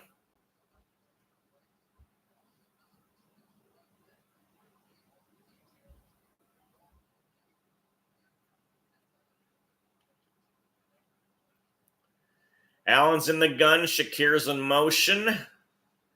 Allen's back to pass. And he may end up running this. Yep, he's got a lane. And he scored again. Boy, if you're in fantasy, you really got to be thrilled about having this guy. He got a passing and receiving touchdown on one play alone. And now he's got another one for running.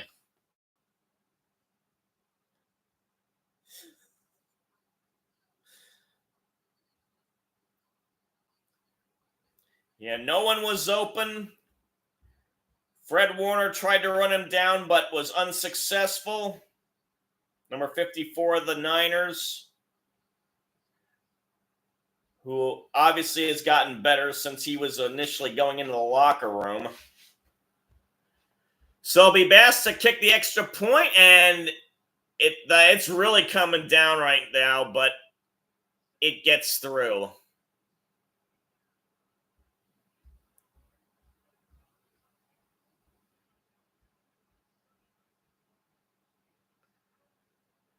Boy, he's definitely in the MVP running, that's for sure.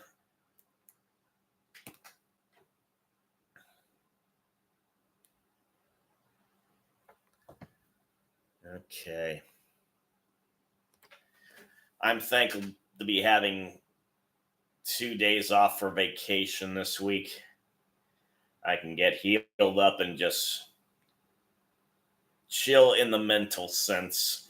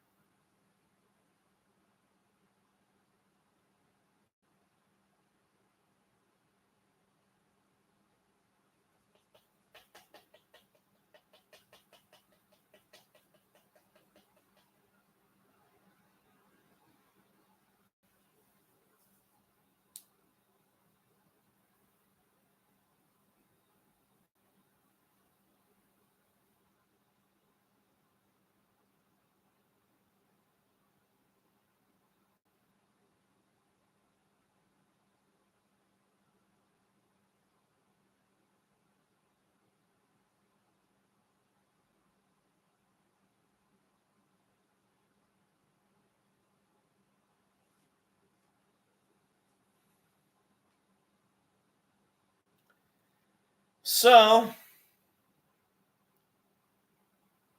it appears the Bills have sewn this one up.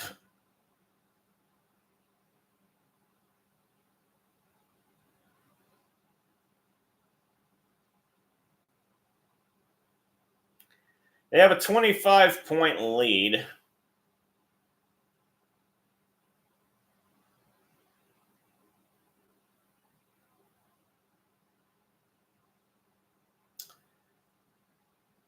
Let's see.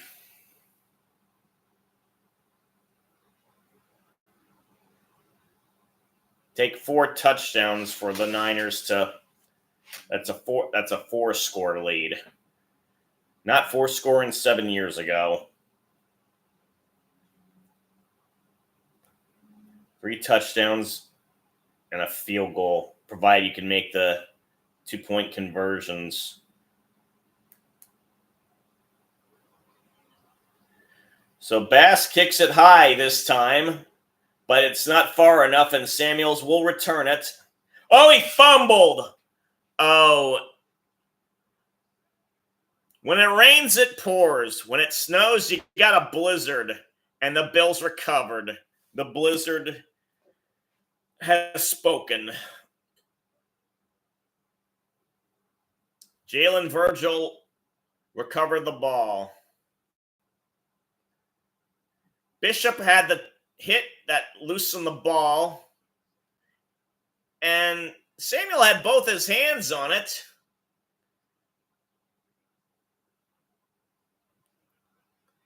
Virgil 89 had it. A 49er had it, and then it fell out of his grasp.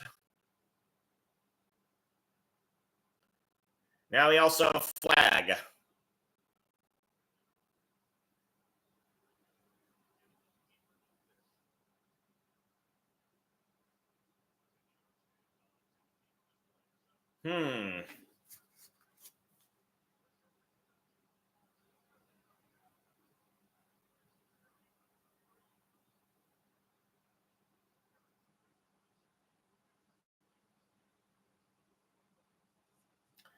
Don't know why this is being reviewed. It seems clear to me.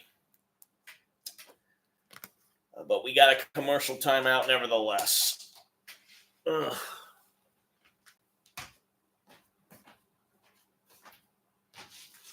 Probably just an excuse for the league to rake in more money.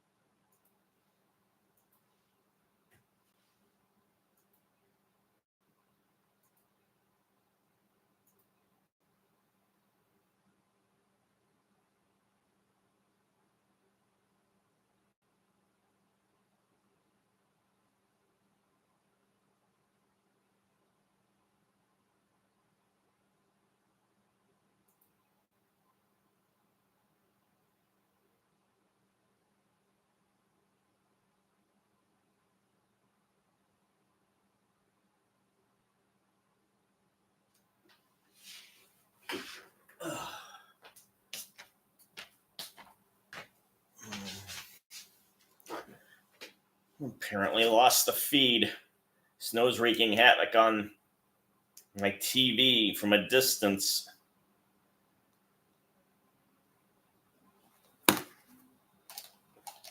That ought to do it. Ugh.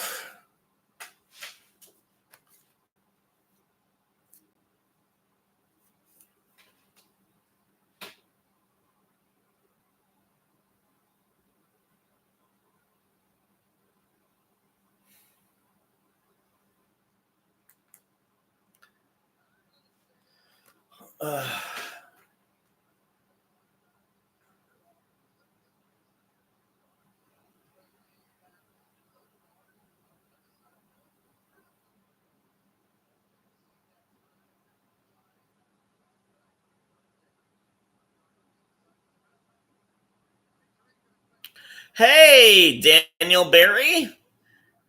Nice to see you. What's shaking yourself?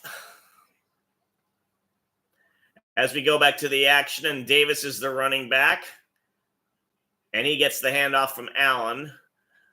Oh, no, it's Mitch Trubisky. We have a Mitch Trubisky sighting. And unfortunately, on his first play, the Bills are called for holding.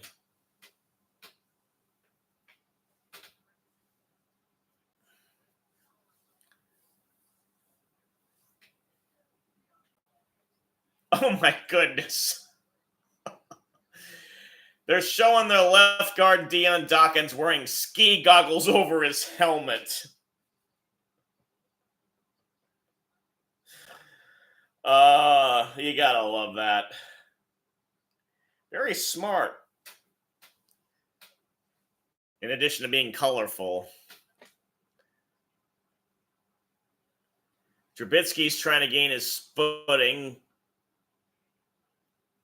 And he hands it off again to Davis, who gets a first down. Oh, wait, because of the penalty. Well, he gets past the original line of scrimmage.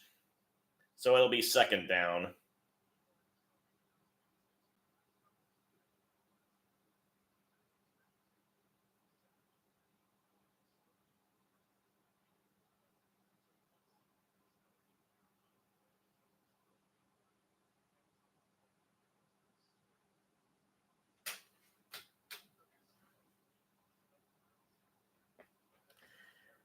Well, actually, he only got 8. Again, snow wreaking havoc on my yard seeing abilities. Again, a handoff to Davis. This time he gets to the 30.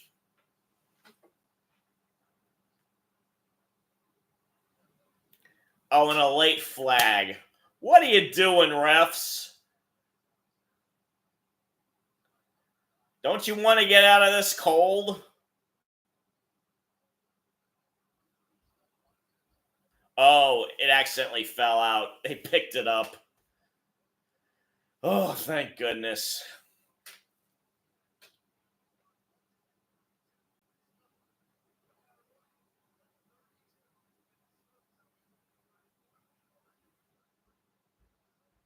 Oh, now they're stopping it again. Who called the Bills call a timeout? I don't know what the hell they're thinking. Don't you want to get out of the snow too? You've been out there for 3 hours almost.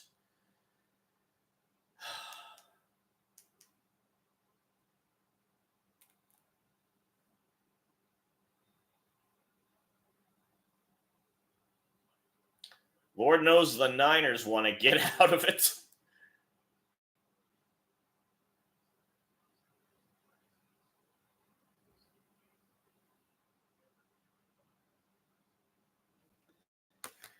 So it's 3rd and 9 now. 10:23 left in the game.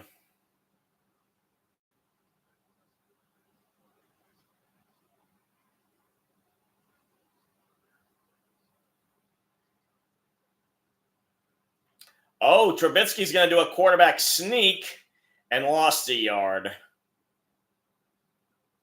So he gets in the stat line, but not in a good way.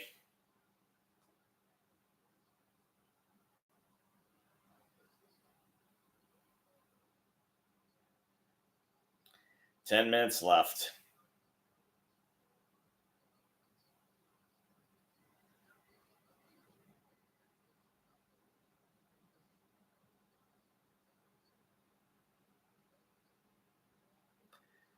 So Bass is actually going to try a field goal from 49.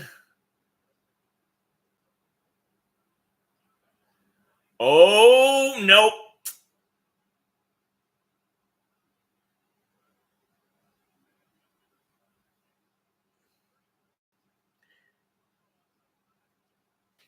So 9:34 left in the game. Bills unable to pad their lead. And hello.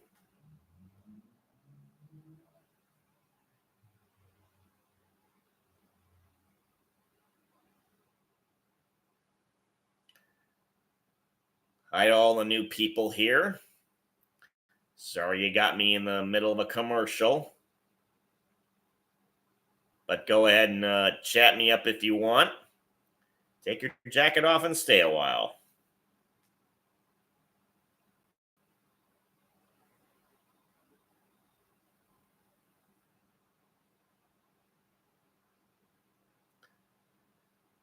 And we've got officially a commercial timeout situation here.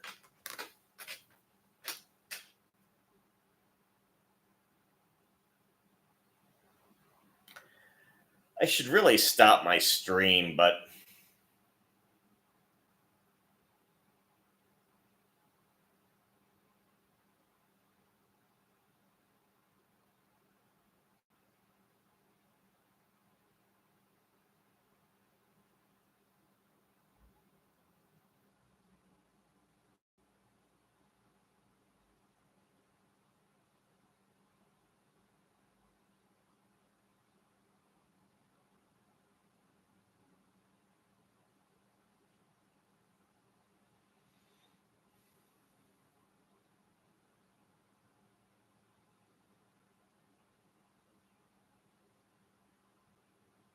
So I officially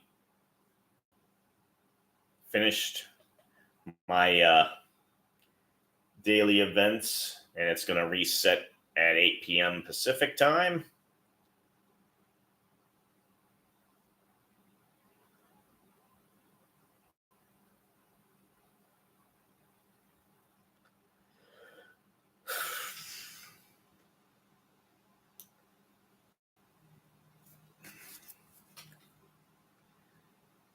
And it's as if my TV is telling me, dude, I've had enough. Keeps trying to cut the connection. So Purdy's still out there battling as we have him in the huddle, and we have Josh Dobbs, a Josh Dobbs sighting.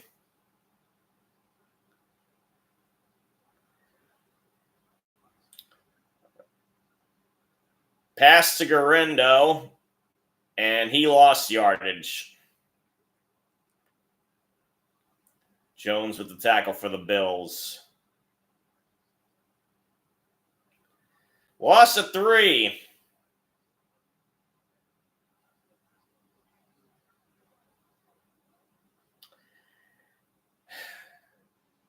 Dudes, just run the ball so that you can get out of this misery.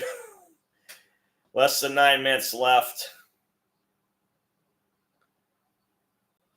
And Purdy must have read my mind. Garendo gets the handoff and gets nothing.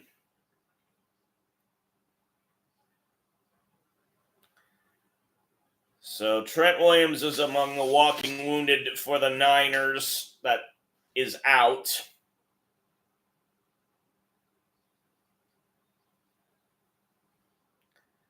They're showing the stats of what they can do with him and without him. Without him, they can't do much. He actually, there was a loss of a yard, so they keep going backwards. Purdy throws a ball to Samuel. It's incomplete, which stops the clock, which we don't want. So they'll be forced to punt. Dobbs has his helmet on. He may be coming in the next drive the Niners have.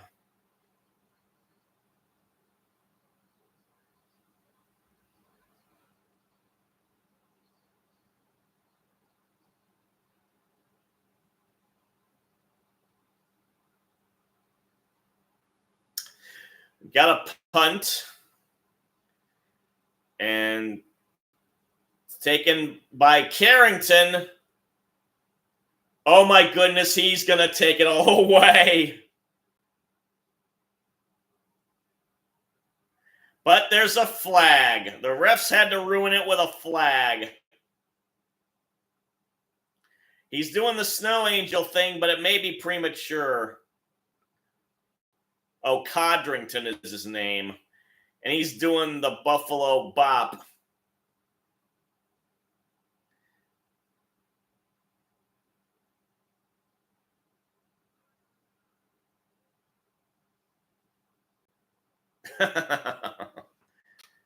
Rookie mistake.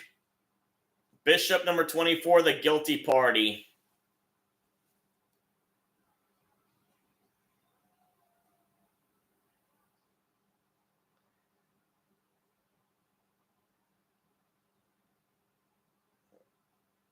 And you got to wonder. I mean, it looked like a sellout, but you can see there are some empty seats before that last official commercial timeout with a lot of snow in them. So I'm guessing some people left early. For most, it'll be another work day tomorrow. Not for me because of the way my schedule works.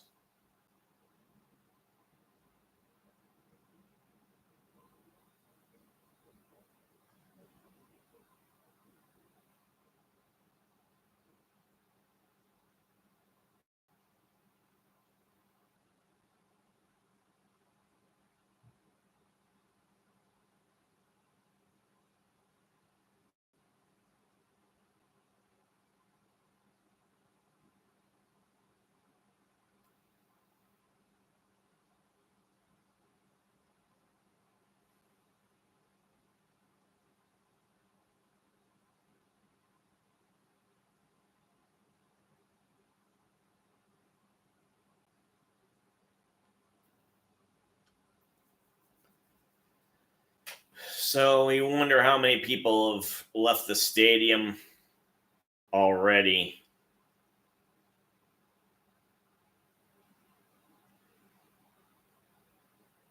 As in the meantime, they show a Taco Bell commercial with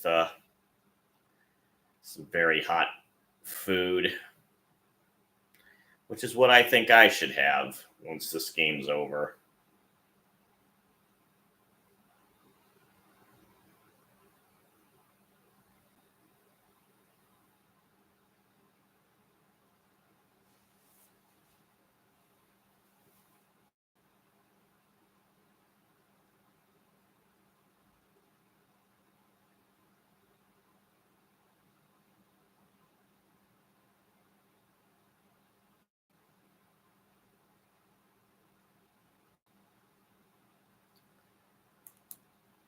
Up, kids are catching snowflakes with their tongue.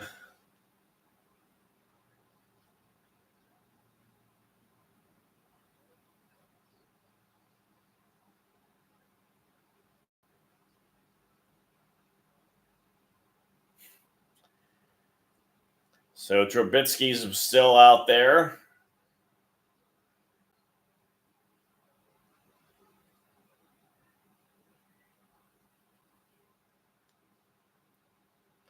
Johnson with the handoff. He gets 7.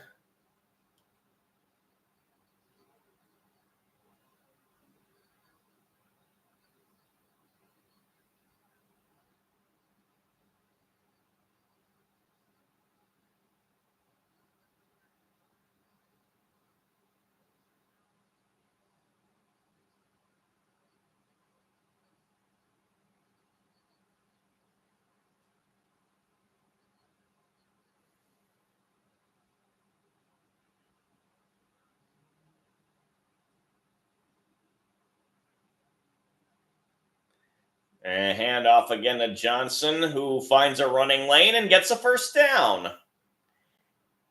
And we'll keep the clock running. 7 minutes left.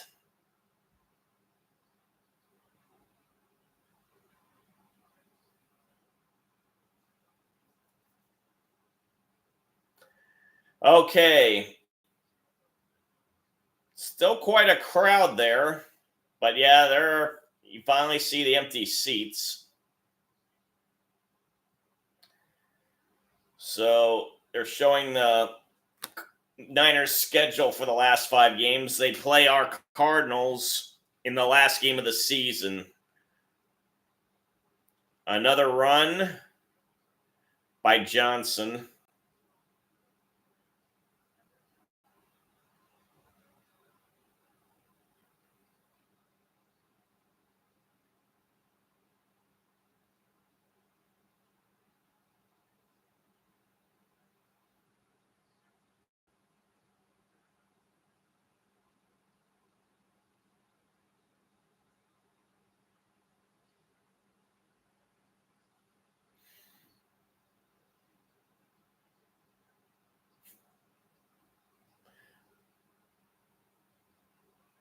Carrie Underwood sighting with a bolo tie. Official state neckwear of Arizona.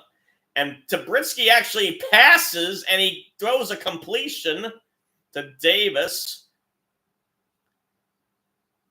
for about 5, and it'll be 3rd down.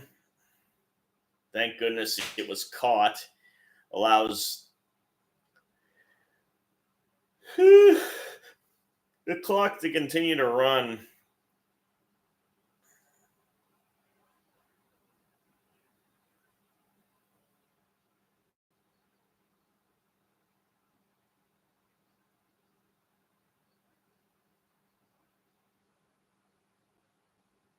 Five minutes left. Oh no, another timeout just to avoid a delay of game.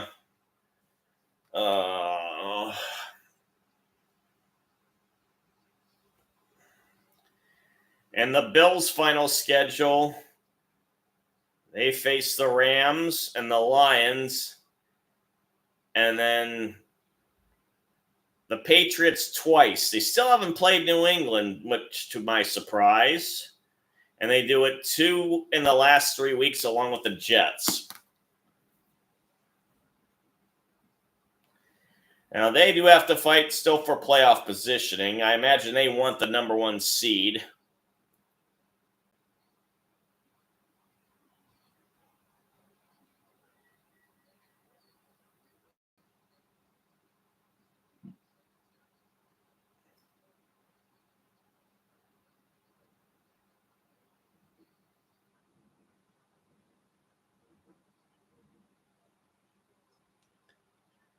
And a pitch to Davis, who gets the first down and slides out of bounds.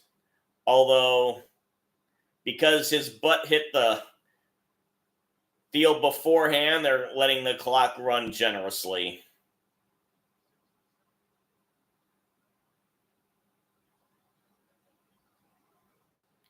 And Trubisky letting Davis borrow his towel. That's terribly decent of him.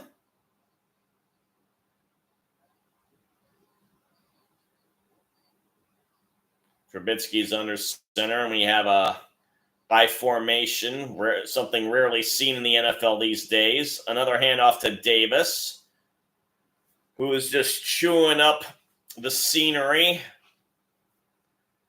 6-yard gain, it appears. 4 minutes left.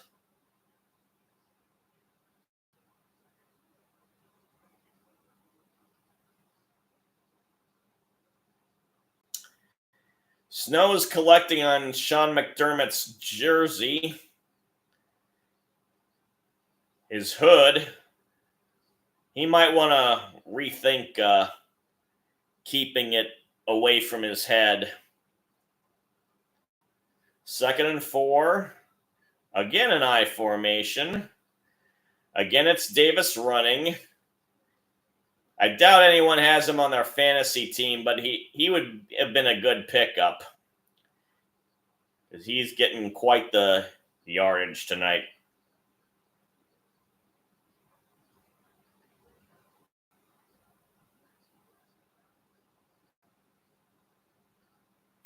You don't want snow collecting in the hood.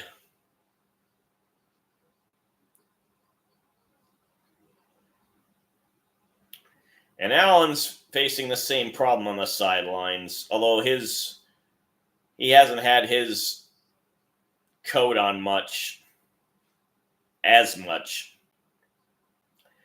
Yet another handoff to Davis, and he gets another first down. And what hopefully will be the last stoppage of time will be the 2-minute warning.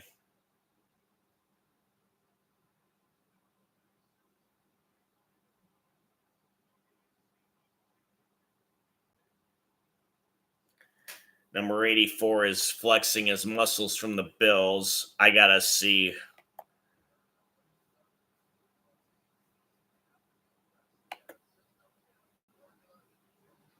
who that is. Oh. He of the massive amounts of armpit hair.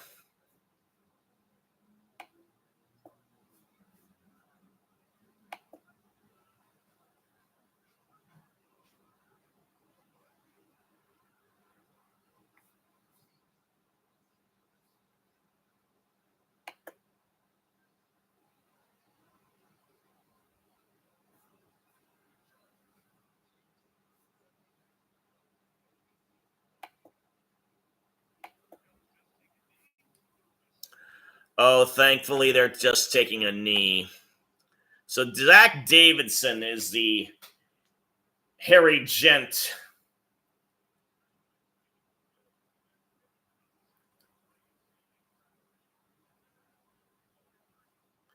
Oh, so it's going to be official. They'll win the AFC East title for the 5th year in a row.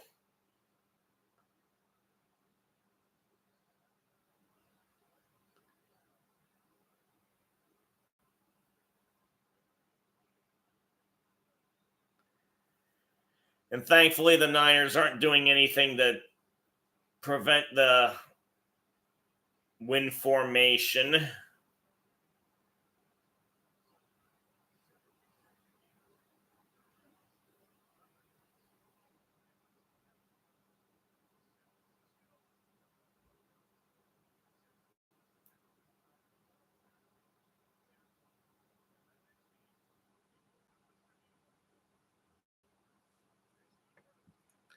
Okay. So the Cardinal fan in me is happy for the Niners losing. I'm happy for the Bills too. I'd like to see them in the Super Bowl and see them win it for a change.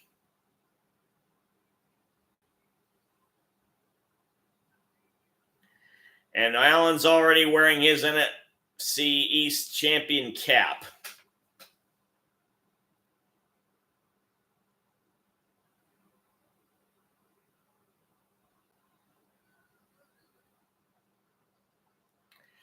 And the game clock is officially wound down to 0. And I will officially end my stream as a result.